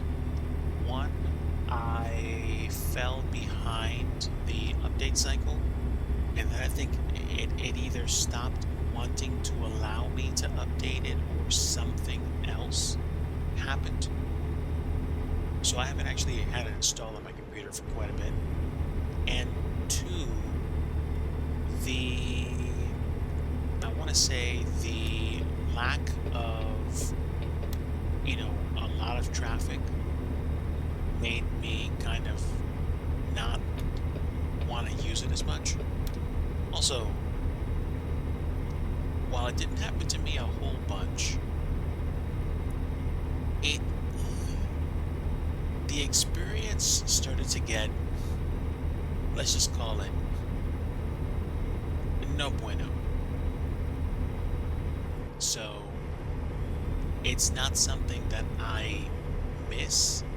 Do I think I would give it another shot? Yes. Yes.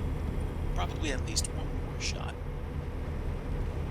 Right now, I'm happy doing single player ops, and what will probably happen is I'm going to start reaching out to folks in my area that do convoy, kind of like I did with one person already, and then I will see how I like it.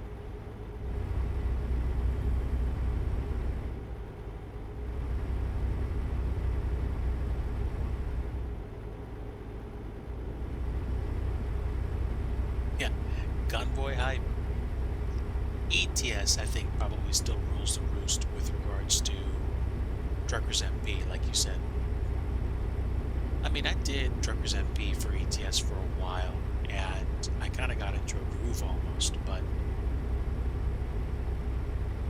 I think I just like seeing a lot of traffic, and I mean a lot of traffic, like this.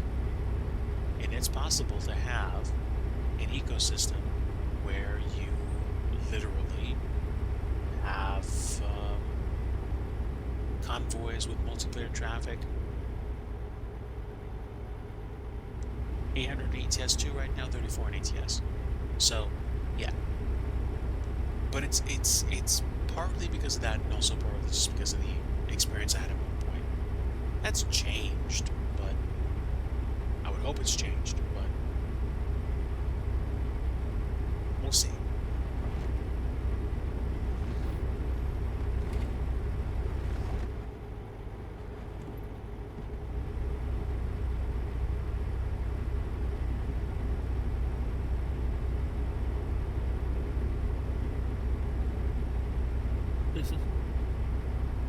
Yeah, like I said before, choose your own adventure. Some folks, eat that stuff up. Like Truckers MP is what they do. They don't care that they don't see that many people. They're using Truckers MP, they're enjoying themselves. More power to you. I'm good with that. It's what you want to go do it. Period. in terms of what I enjoy more, it's definitely seeing traffic, being in places like this.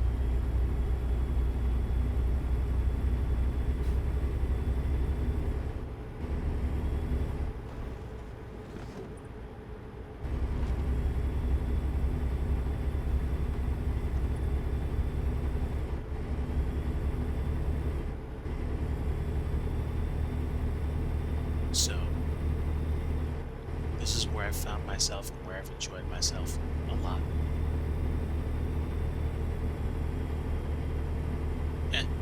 And you would think something as silly as shipping virtual cargo would be dull after a while. But if American Truck Sim never came out, I'd probably still be playing ETS a lot when I played it.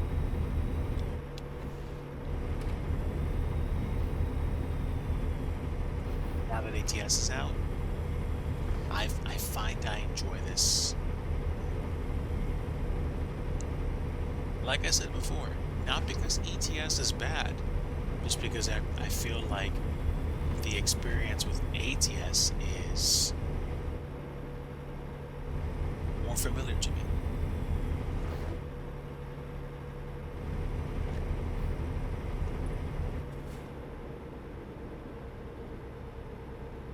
And I think part of the reason why has to deal with the experience of navigating this amazingly sized country called the US.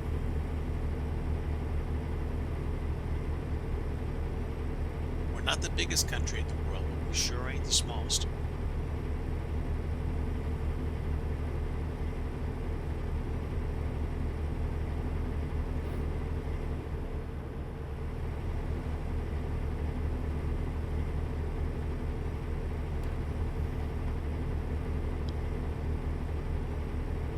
Okay, so I think that is... I think that's Denver in one shot.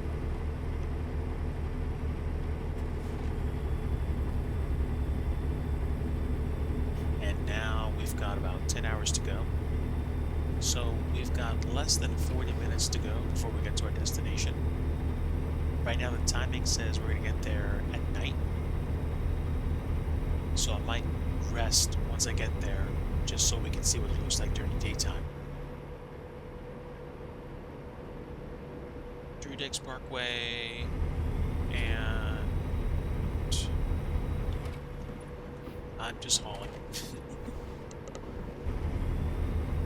Get there-itis is starting to creep in.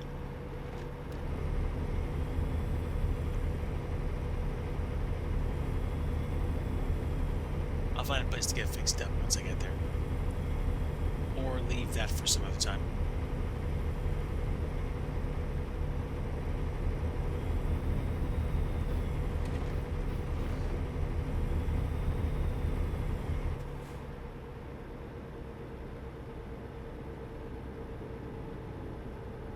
This is like the second place I've been past where there's a diverging diamond interchange. If Studio Canuck were here, he'd be like, "Oh, look at that."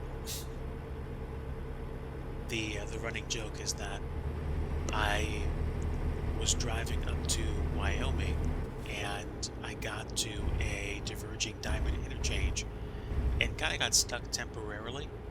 I was able to get out of the interchange, exit from the highway, but the funny thing is that it took me a while to get to that point. So it was just one of those moments. Yeah, I think that the cool thing about diverging diamond interchanges is that you can navigate them in such a way that you don't have to worry about traffic like you would at a typical turn. I think they're staggered to allow traffic to flow a certain way. believe that's how it's supposed to work.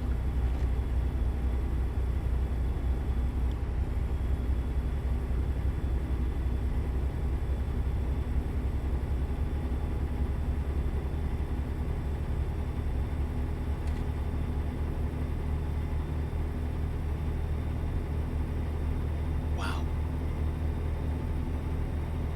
We started with roughly 30 hours plus of game time for our delivery, and we are in the single digits. This is kind of crazy.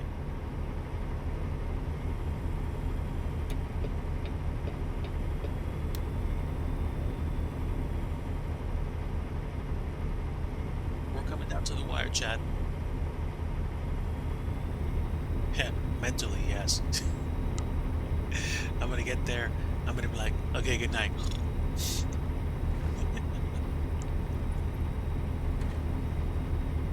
But this is fun.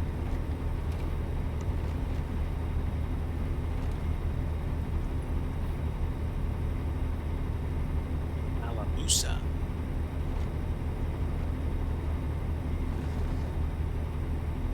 Ala chocolate Musa? Sorry, had to. Dad jokes inbound.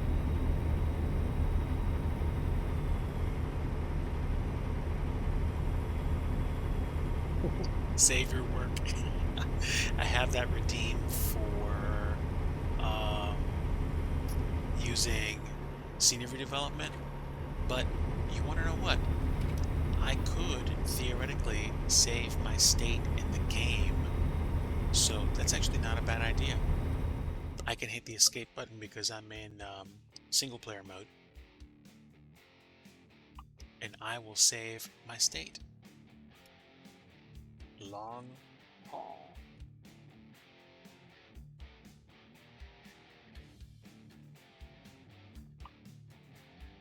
So, pretty good. Live events, cruising Nebraska. Hello, welcome aboard. How's it going, friend? We are on our way down to Texas.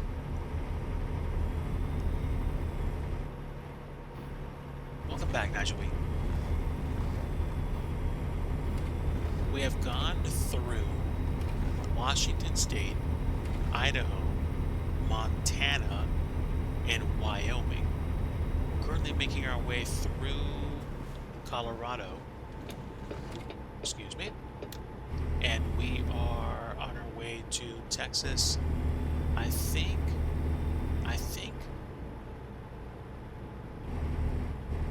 Colorado, maybe New Mexico, and then Texas.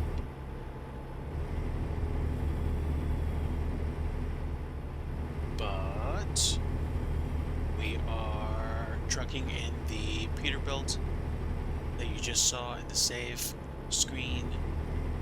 I've got about 750 horsepower on this truck with a hill climb package, and it is a capable piece of American engineering.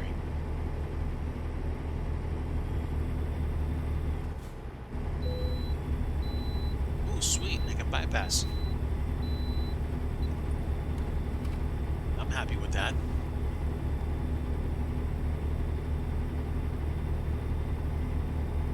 And look at that. We're coming into New Mexico, the land of enchantment. Oops, excuse me. Little overcompensation for me looking at stuff, but that's alright. Just thumped in the truck. I'd rather my truck get banged at than my cargo. Hey, bypassing is a good thing. I would agree. I would agree.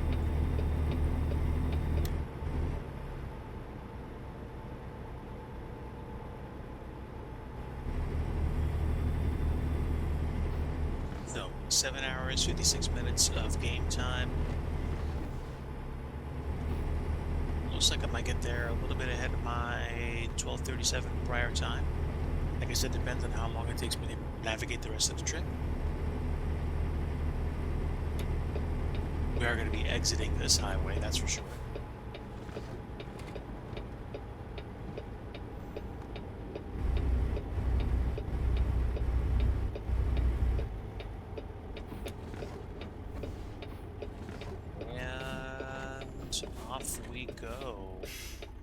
off of I-25.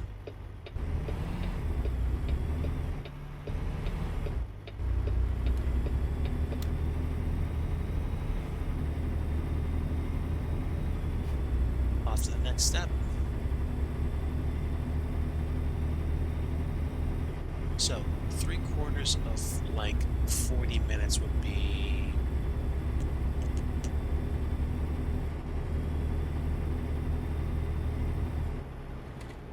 30-ish, I want to say.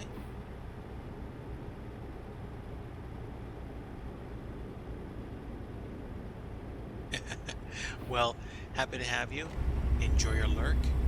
We are, I think, 65 to 70% of the way to Texas right now, and I am enjoying the scenery. We have the Great Plains bundle purchased from the Steam store for American Truck Sim, and we are getting there. And personally, you can kind of tell the landscape is different from one place to another. So I have been enjoying this, enjoying the experience, and enjoying catching up with chat. Also talking about my experiences during the week and just enjoy the time in general.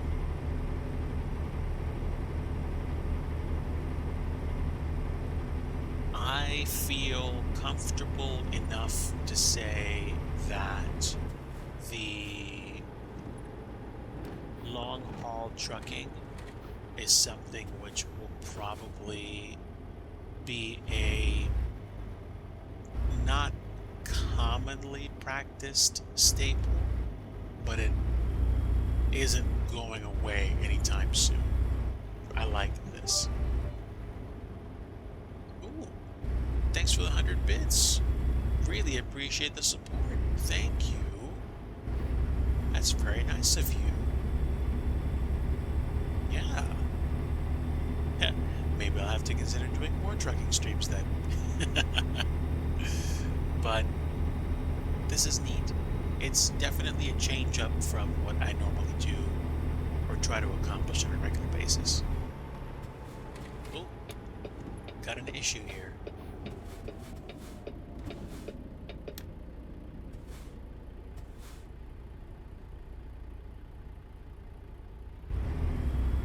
Alright, got a fender bender.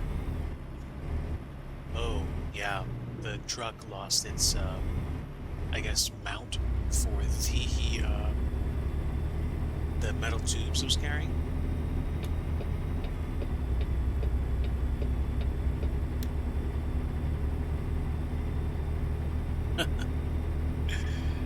Yep, that was a bad day.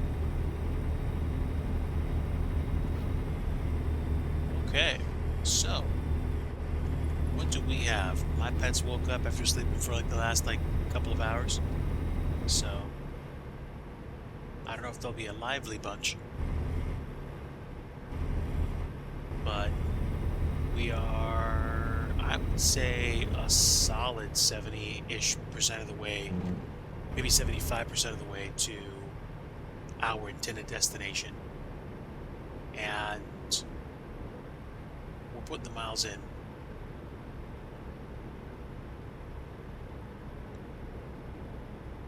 So this has been a very interesting and fun trip for me. I like stuff like this.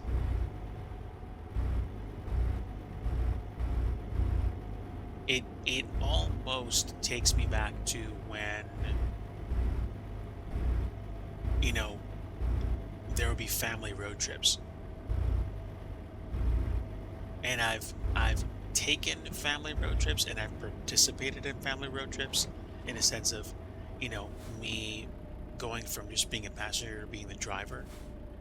And on both sides, seeing the scenery change in front of you is an experience.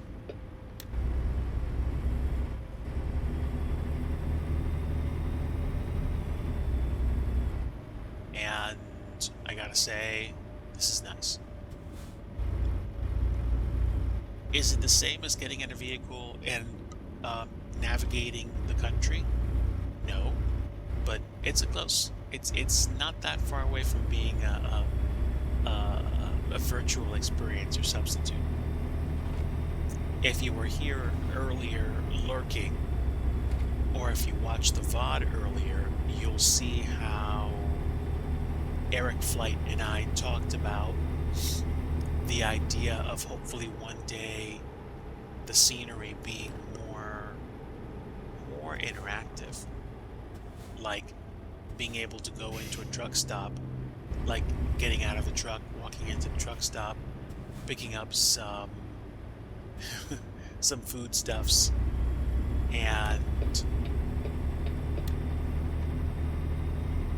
or like sending a virtual postcard to your friends in the sim, or like arriving in like San Francisco and like dropping stuff off, and or going to like say I don't know, Milwaukee, and checking in to a hotel, or like pulling into a truck stop for the night, and then like setting up your sleeper and like checking emails and doing stuff like that. I mean, the name of the game for a lot of people is immersion. So I wonder how much immersion people would want, and how cool it would be to have a certain level of immersion where you would actually be doing a good chunk of stuff like you would in real life. And I mean, before you say something like, oh man, I don't know if I could do that, I will tell you that I was pretty much in the same camp that you guys are right now. And here I am doing a long haul in a truck, just driving a fake vehicle thousands of miles, like hundreds of miles to get to a destination, and being like, oh, okay, I dropped off the cargo. What now? Okay, I do another job. But for me, the concept of driving is still just different, really cool. Covering ground, seeing different vistas, and seeing new places. That's me, personally. And I think I still like the idea.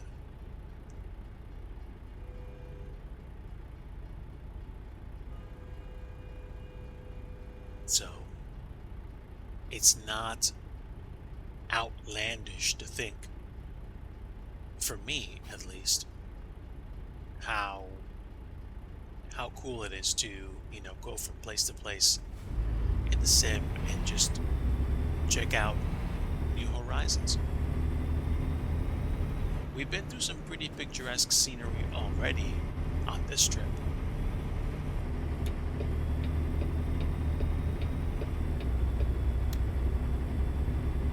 And I'm pretty pleased that we've gotten as far as we have.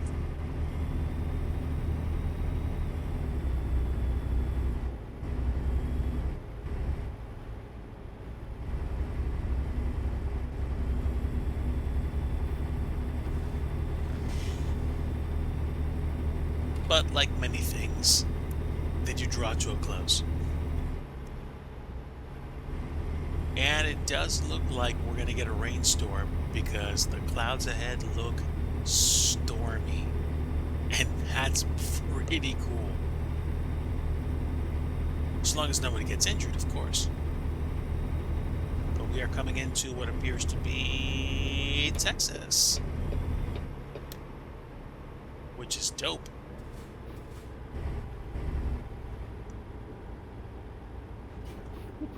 Wow. I'm like so sore right now for some reason. I don't know. I mean, I was doing some stuff today, but I guess that's just part of life. Like I like to say, I am X years old. I am younger than old, but definitely older than young. So it is definitely a thing. This thing called the thing. You had to take an ice cream truck that went by, and anyone wants some ice cream. um, None for me tonight, sir, but appreciate the offer. Appreciate the offer. Oh my word. You silly man.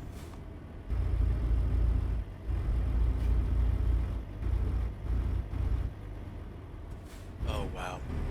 Tomorrow's gonna be an interesting day. I'm gonna be wrapping up late tonight.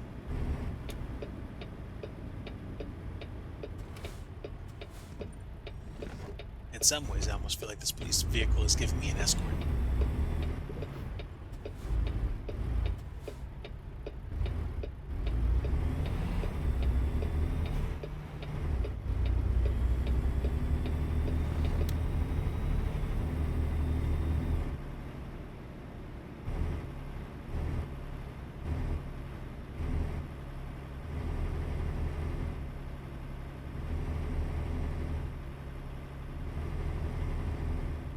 But this has been interesting and fun.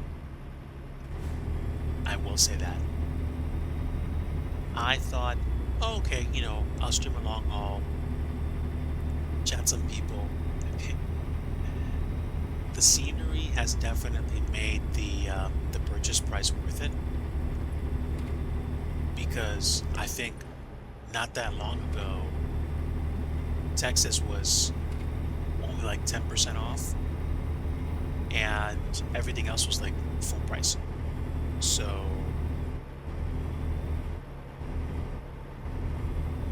oh yeah, yeah, I was fortunate enough that a member of the DIGI fam gifted me the funds necessary to purchase the PMDG 777, and honestly, it's a great bird. It's got so much thrust on takeoff. It's unbelievable, and it's just fast. It is fast, like, well, fast and powerful, but definitely powerful. And flying it on departure is just like, you you have to hold on. So yeah, about that. It's cuckoo bananas. That's right. That's absolutely right. It's cuckoo bananas.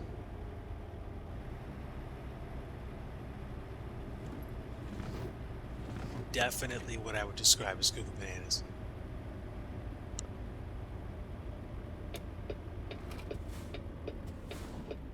Oof. Don't want to click.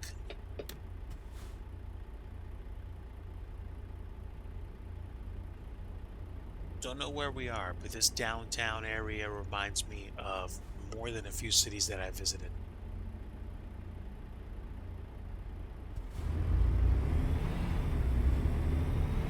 This almost reminds me of Anchorage in Alaska,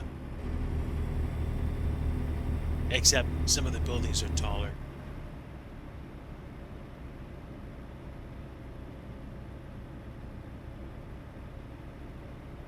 Amarillo, huh?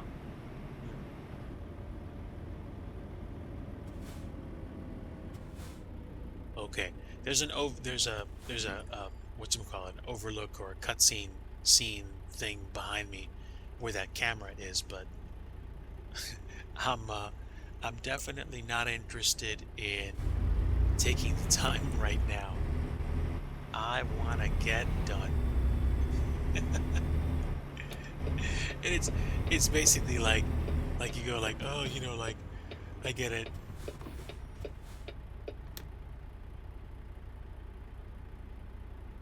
Well,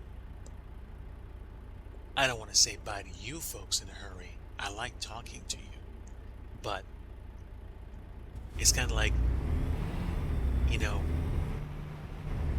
I do more than a little bit of traveling, and there's this beautiful thing that happens the two parts about traveling that speak to me a lot are both reaching the destination and then also coming home,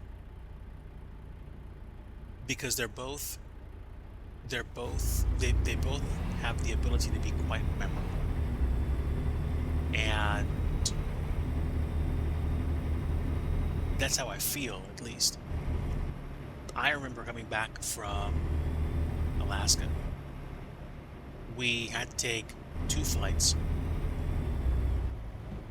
one out of the place where we wound up at to get to Denver, and then the other flight from Denver back home. And flying out was great and just cool on multiple levels. Getting to the destination and, going through the process of a destination vacation. Destination vacations can be dope.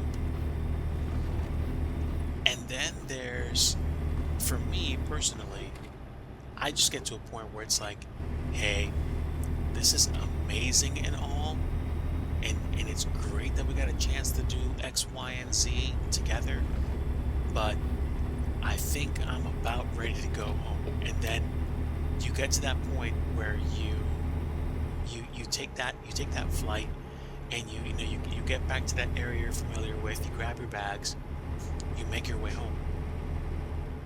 And then you get home, and I don't know about everybody else, but for me, crossing the threshold and stepping back into the familiar and getting to that place where it's like, okay, I'm back. And for some of us, I know, like, it only takes like 15 or 20 or 30 minutes to go, okay, when's the next trip? But that first instant of time where it's like you go and you're like, oh, I'm back. You like your bed's familiar, like your kitchen's familiar. You get back into the place where you know where things are. It doesn't cost you like $20 to do something that would take you like $5 or $10 to do back home. That's me, at least. I don't know about everybody else, but that's part of what makes my adventures real. Dendarian, hello, welcome, friend. Late night digi indeed. This is the late show. I definitely do not stream this late normally, but suffice it to say, I got the Great Plains bundle for American Truck Sim on a deep sale today, and I have been driving from, I want to say Washington State. I'm in Texas right now, and we've got 3 hours and 20 minutes of game time to go before we actually wrap up for the night. We have been shipping a cargo container, and we have cut through Washington State, Idaho, Montana, Wyoming, Colorado, New Mexico, and now we're ripping across the great state of Texas.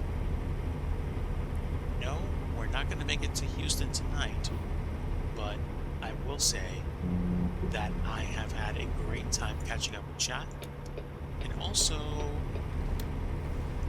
navigating the country, seeing some really cool things.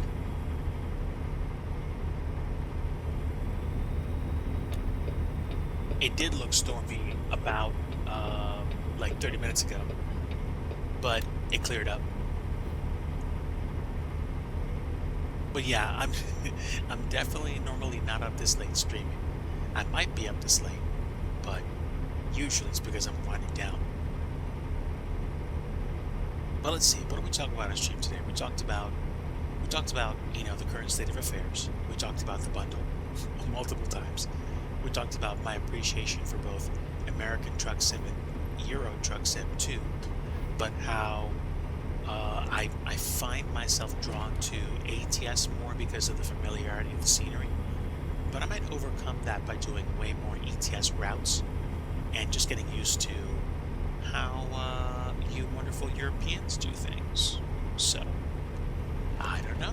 Might have to take some time to really have a renaissance of ETS2 again, especially if it turns out to be something that people like seeing on stream.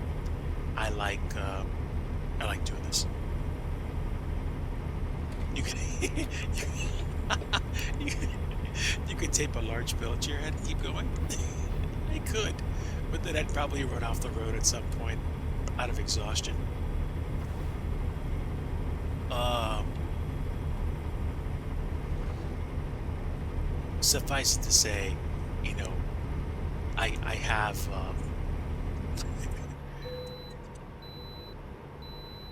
I have gone and pulled some all-nighters recently. West Balkans, yeah. I was debating potentially getting Iberia and West Balkans, and then if you have all the DLC, you can go and grab Project Japan and do deliveries in Japan. But there's two problems. One, I kind of don't care right now. And two, there are some of the projects that I want to get done first before I get to that point. I'm not saying I don't want to play that. It's just that in terms of what I'm prioritizing right now, it might not happen until a little bit later, but we'll see. But I definitely I I think the furthest I got was going down to pretty much almost Turkey. Um, this the southeastern bloc. I know they're working on. I know SCS is working on Greece, which will fill in the gaps there. So I have almost everything else except for Iberia and West Balkans right now in ETS2. I gotta say, driving in France and Italy is great. Um, I like driving in. I think I like driving in Switzerland, and I think I like. I don't. I haven't spent enough time driving through what I call, the Eastern Bloc. Although I think I drove Poland more than a little bit, so that might be something I have to check out in the future, and potentially start doing more hauls in ETS2 as opposed to just ATS. So it's a good thing. It makes me think about the future of my streaming and how I want to mix things up. But of course, I am going to be mixing that stuff into my normal rotation of flight sim streaming as well as scenery development. Earlier this week, I did actually, it wasn't yesterday. I think it was yesterday. I did a fly and dev stream where I flew from San Diego to Orlando, and I did scenery development while we were on cruise. I accelerated the time, but we still got about like an hour and a half's worth of work in, which is cool. Okay, 75 miles an hour is the limit. Let's punch it.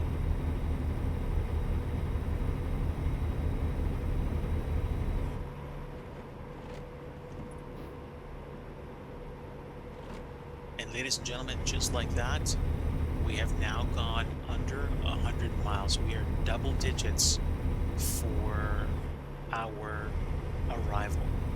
This is like the phase of like the long haul flights where you reach top of drop and you start configuring for landing and you're like, oh man, this feels so good. Because it's just like you're getting to the point where you are beginning to prep for arrival.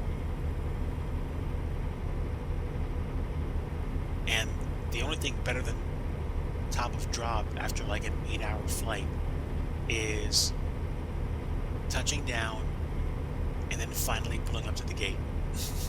So it's kind of what I'm setting myself up for right now. And if you're expecting a realistic parking job, I might be disappointing you. That's all I gotta say. but this has been such a trip. I did not expect to enjoy a long haul this much in the sim. In this sim, and it's been enjoyable. It's definitely been enjoyable.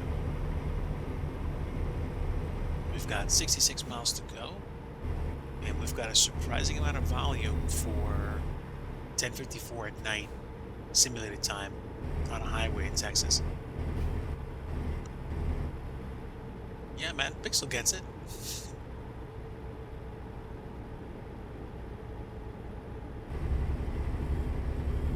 Coastline mining.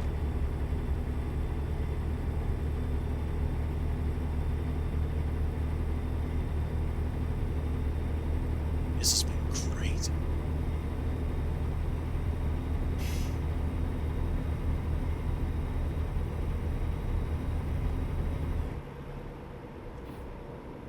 Okay, about 49, 48 miles to go.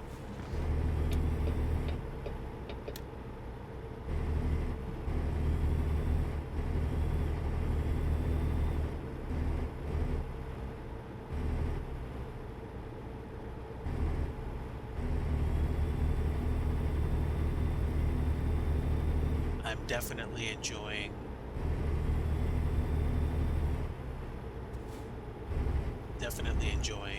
bringing this to a close and seeing the scenery down here. I don't know, SCS Software really paid attention to this stuff. Really did. And it shows. The level of quality in these projects, in these sceneries, is superb.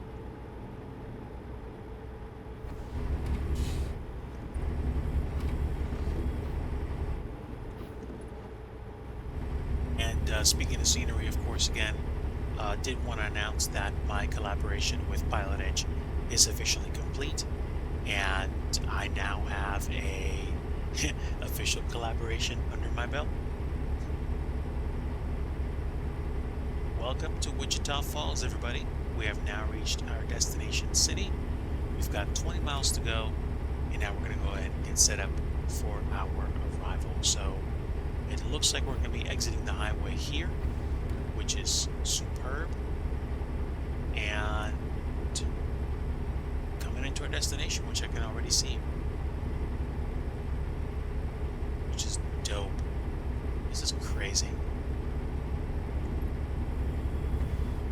Yeah, I'm definitely happy that we were able to cross the finish line with the project, and hopefully people that are going to be going to the Pilot Edge event, the Sim Venture fly-in, will be able to appreciate the scenery.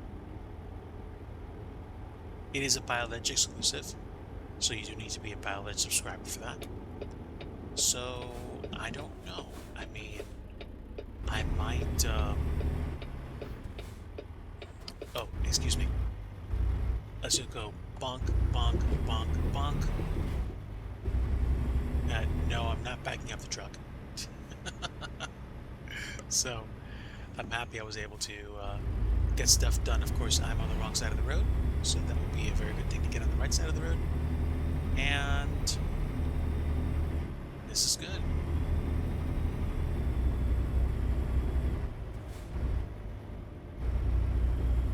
There we go. Welcome to an evening arrival into Wichita Falls. And it looks like I'm going to be dropping off my cargo at Walbert.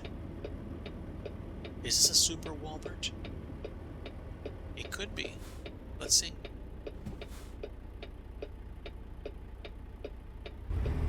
Look at that. It looks pretty much like you-know-what.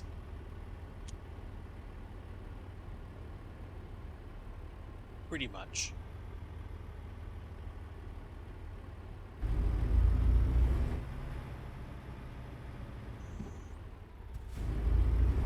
That's incredible. Yup, yup. I mean, any closer and they'd be dealing with, I don't know, certain letters. Okay, so where do they want me to put it? Let's see. Oh, no, I don't think so. That's not happening. No. I mean, if it was like a 40-minute jaunt, I'd be like, okay, let's try it. Not today. Uh, that is so cool.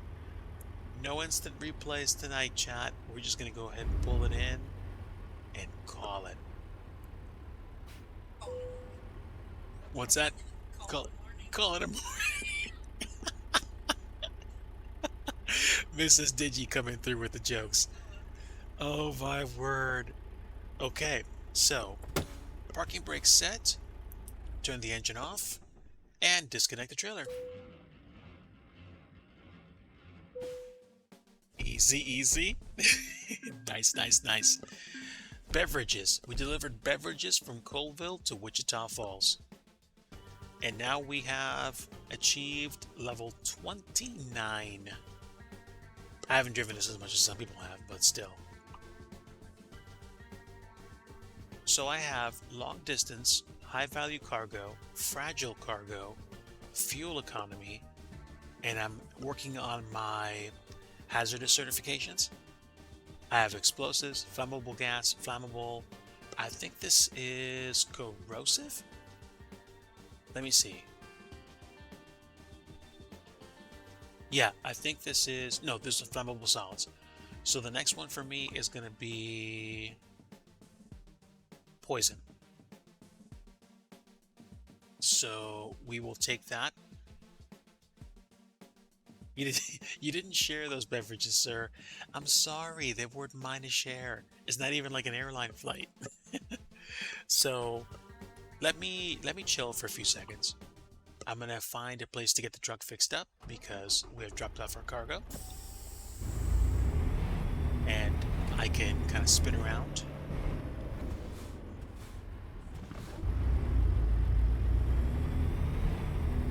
And so we can figure out what's in town, so to speak. Oh my word. Can this not look more like, you know what place? If any of you folks are in the States, I mean, okay, come on now, look at this. Other than the fact that there's no interior to begin to, this looks so much like the certain national chain of supermarkets slash combination stores. It's just crazy. It's absolutely crazy. It's a miss.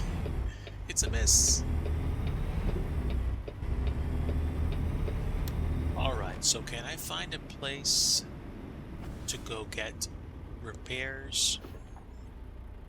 Or do I have to pull out the map? We'll see.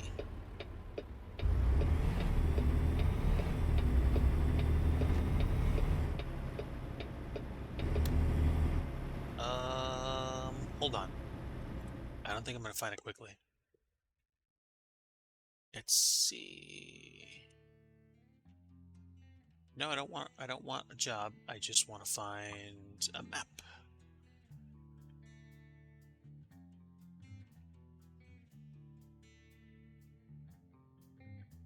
There we go.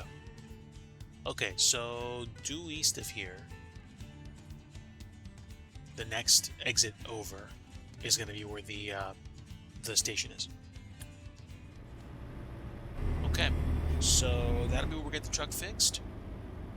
That's cool. Probably get some gas as well.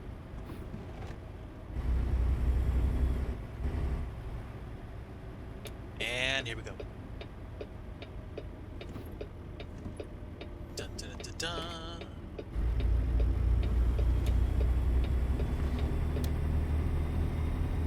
And now this thing can really rip. Woohoo! Hit it.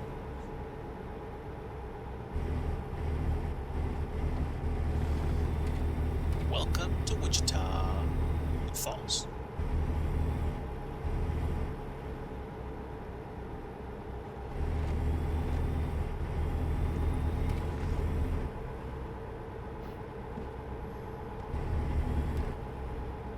Superb. This is the next exit. We're gonna go get this truck fixed up. From here, I can probably make the trip down to Galveston, but I might take a mulligan on that and just wait till next time we stream.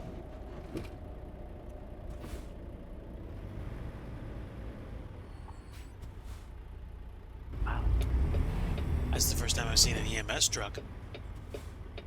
That's kind of cool.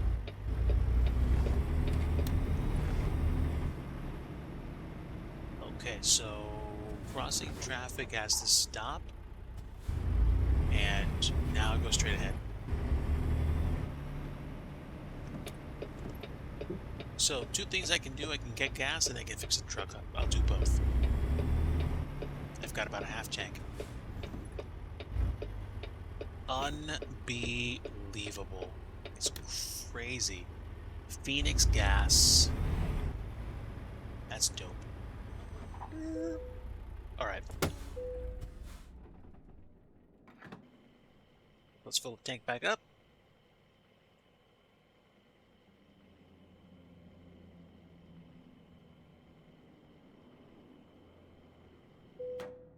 Wow, $465 to get this thing filled back up. Amazing.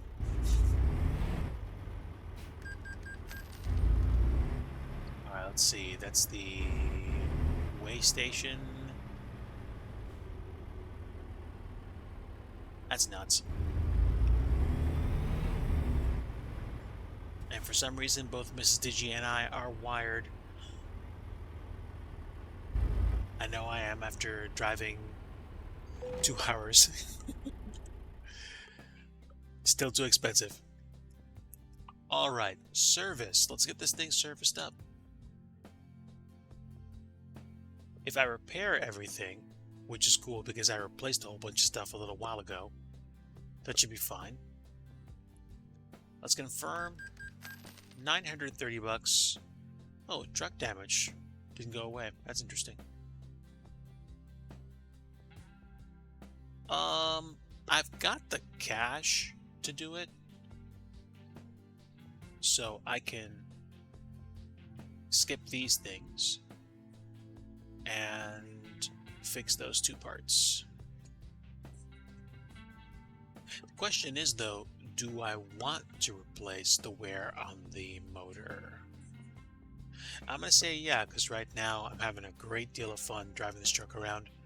But I'm going to have to start paying attention to repair costs over time and see whether or not it starts to get more and more expensive to keep replacing parts on this truck. With that said, I still like driving it, so let me think. I have $245,000. Do I want to just blow that much money on a 1% wear issue? Nah, I'm good. I'm good. I'm good. Do I have a coupon? No. Not tonight, at least. A total restoration. Dude.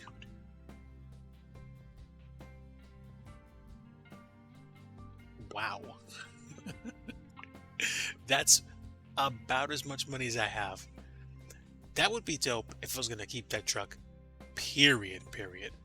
But I'd say 3% wear on a truck after crossing a major chunk of the country is, I'm gonna go ahead and say, pretty good.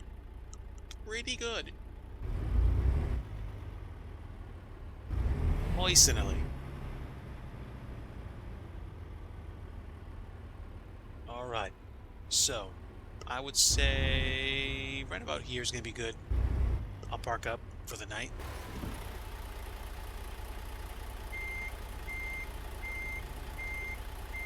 Got the wheels hard over.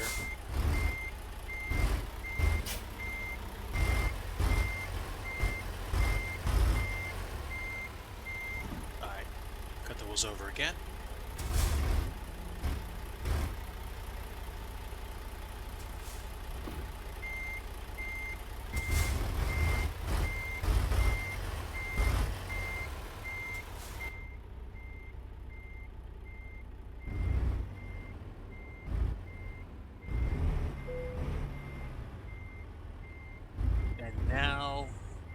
I can pretty much back it in,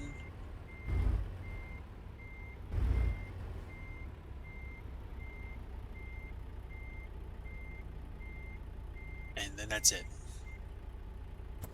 Parking brake, engines off, and blammo. All right, we have arrived at Wichita Falls after doing basically a 2+ hour jaunt in real time, 30 hours from Colville to Wichita Falls. There is my Arizona license plate, and I'm happy.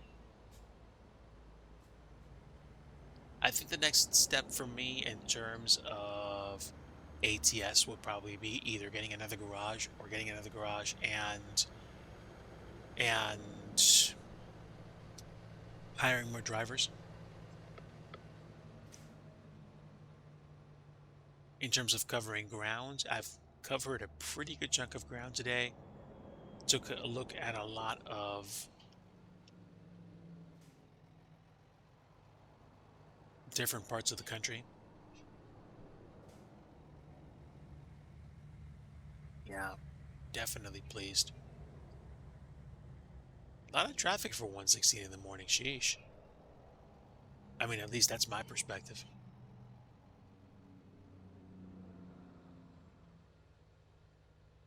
Phoenix gas, huh? Go figure.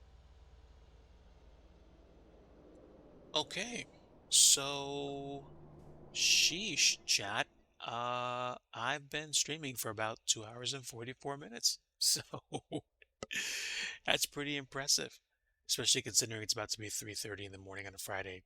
Excuse me, Saturday morning. Um, Next time I stream ATS, I don't know because I don't know how long the rotation is going to be until I come back to it. I'd be tempted to say I want to do it once a week. Realistically, it's going to be somewhere between maybe once a week to once every um, 2 or 3 weeks. And then that'll be slotted in with flight simming and scenery dev. I think scenery dev is going to be something I'm going to focus on. I've been meaning to get back to the summer freeware, so I'm probably going to be looking at fixing up some of my initial submissions to flightsim.to, making some custom objects, really getting into the groove of doing more doing more stuff. But I'm going to figure out what doing more looks like on paper, especially as the next few weeks come to pass. But with that said, this has been a really, really, really cool experience. I'm happy that I did it. It's definitely not for somebody that doesn't like being behind the wheel of a virtual truck for a long time, but for somebody as cuckoo bananas as me, it's something that I definitely enjoyed. Also, lossless scaling, not bad. I'm happy with that. Home Depot, do more.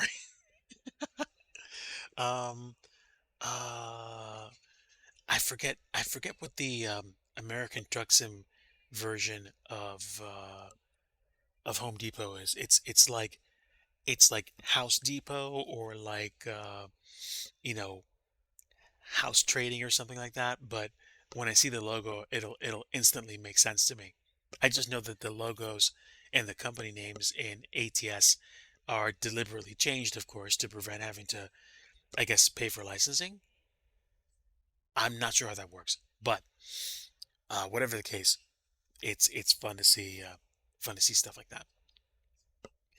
Tomorrow, I will probably not be streaming unless, of course, I get to a point where I'm like, oh, I want to share this technique that I'm doing or this thing that I'm working on. I'm probably going to do stuff for scenery dev or maybe even do a flight, but it'll be off stream. Next week, I'll probably do more no microphone dev streams. And I think the format that I'm going to start experimenting with is just basically set up a disclaimer and maybe have like an intro screen where it says something like, hey, welcome to tonight's, no microphone stream. Uh, I'm going to be focused on the work. Feel free to leave a message and just chill, grab a bag of chips, good drink, and I'm going to be doing some like, development of blah, blah, blah, blah, blah. But the way those streams work, if you're new to the channel, is I do no microphone streams where I do scenery development.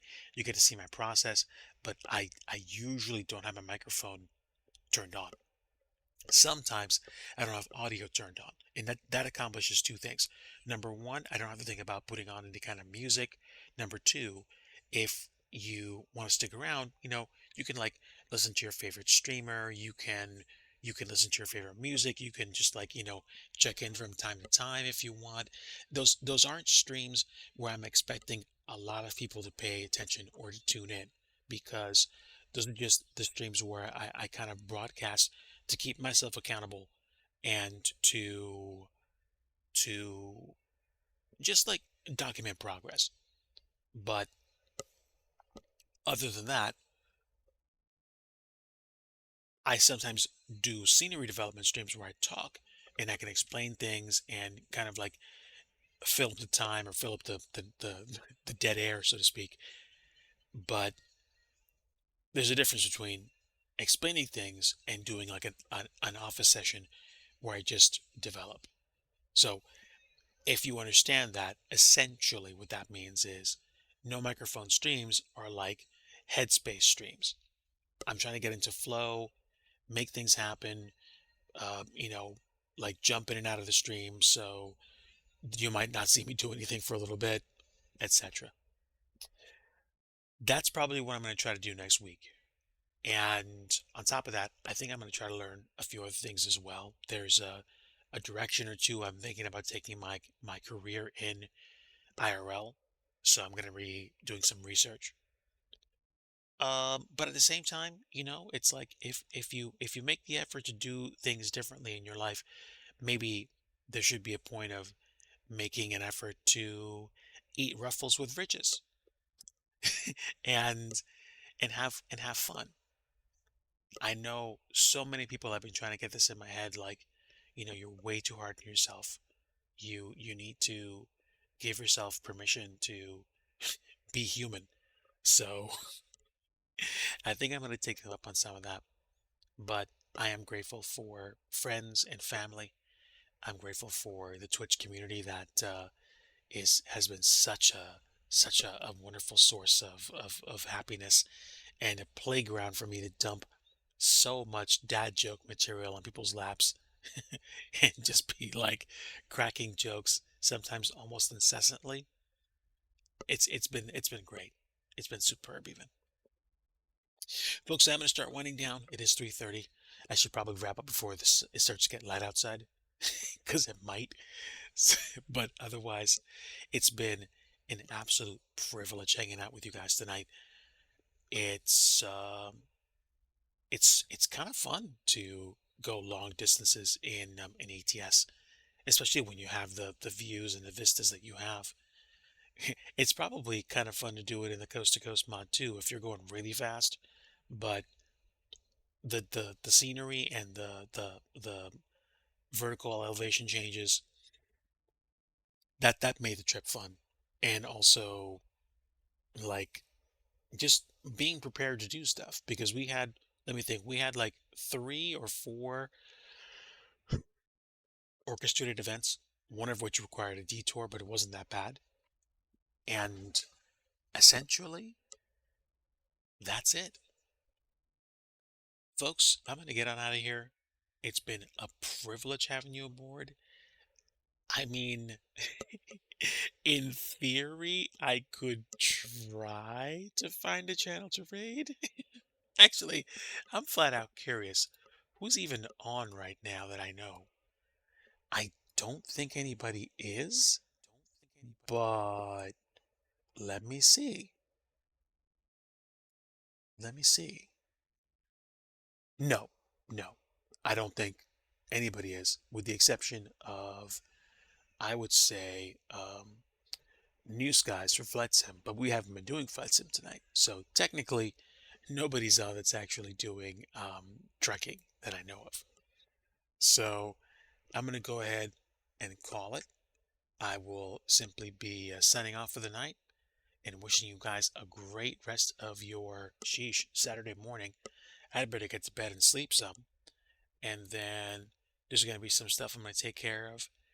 And yeah, it's been one crazy, wacky Friday night slash early Saturday morning. Much love to you all. You are absolutely amazing. And like I always like to say at the end of every stream, if you want true peace, you want the Prince of Peace, and that's Jesus Christ. Take care, friends. Until next time, see you around the Twitchverse. Take care. Bye.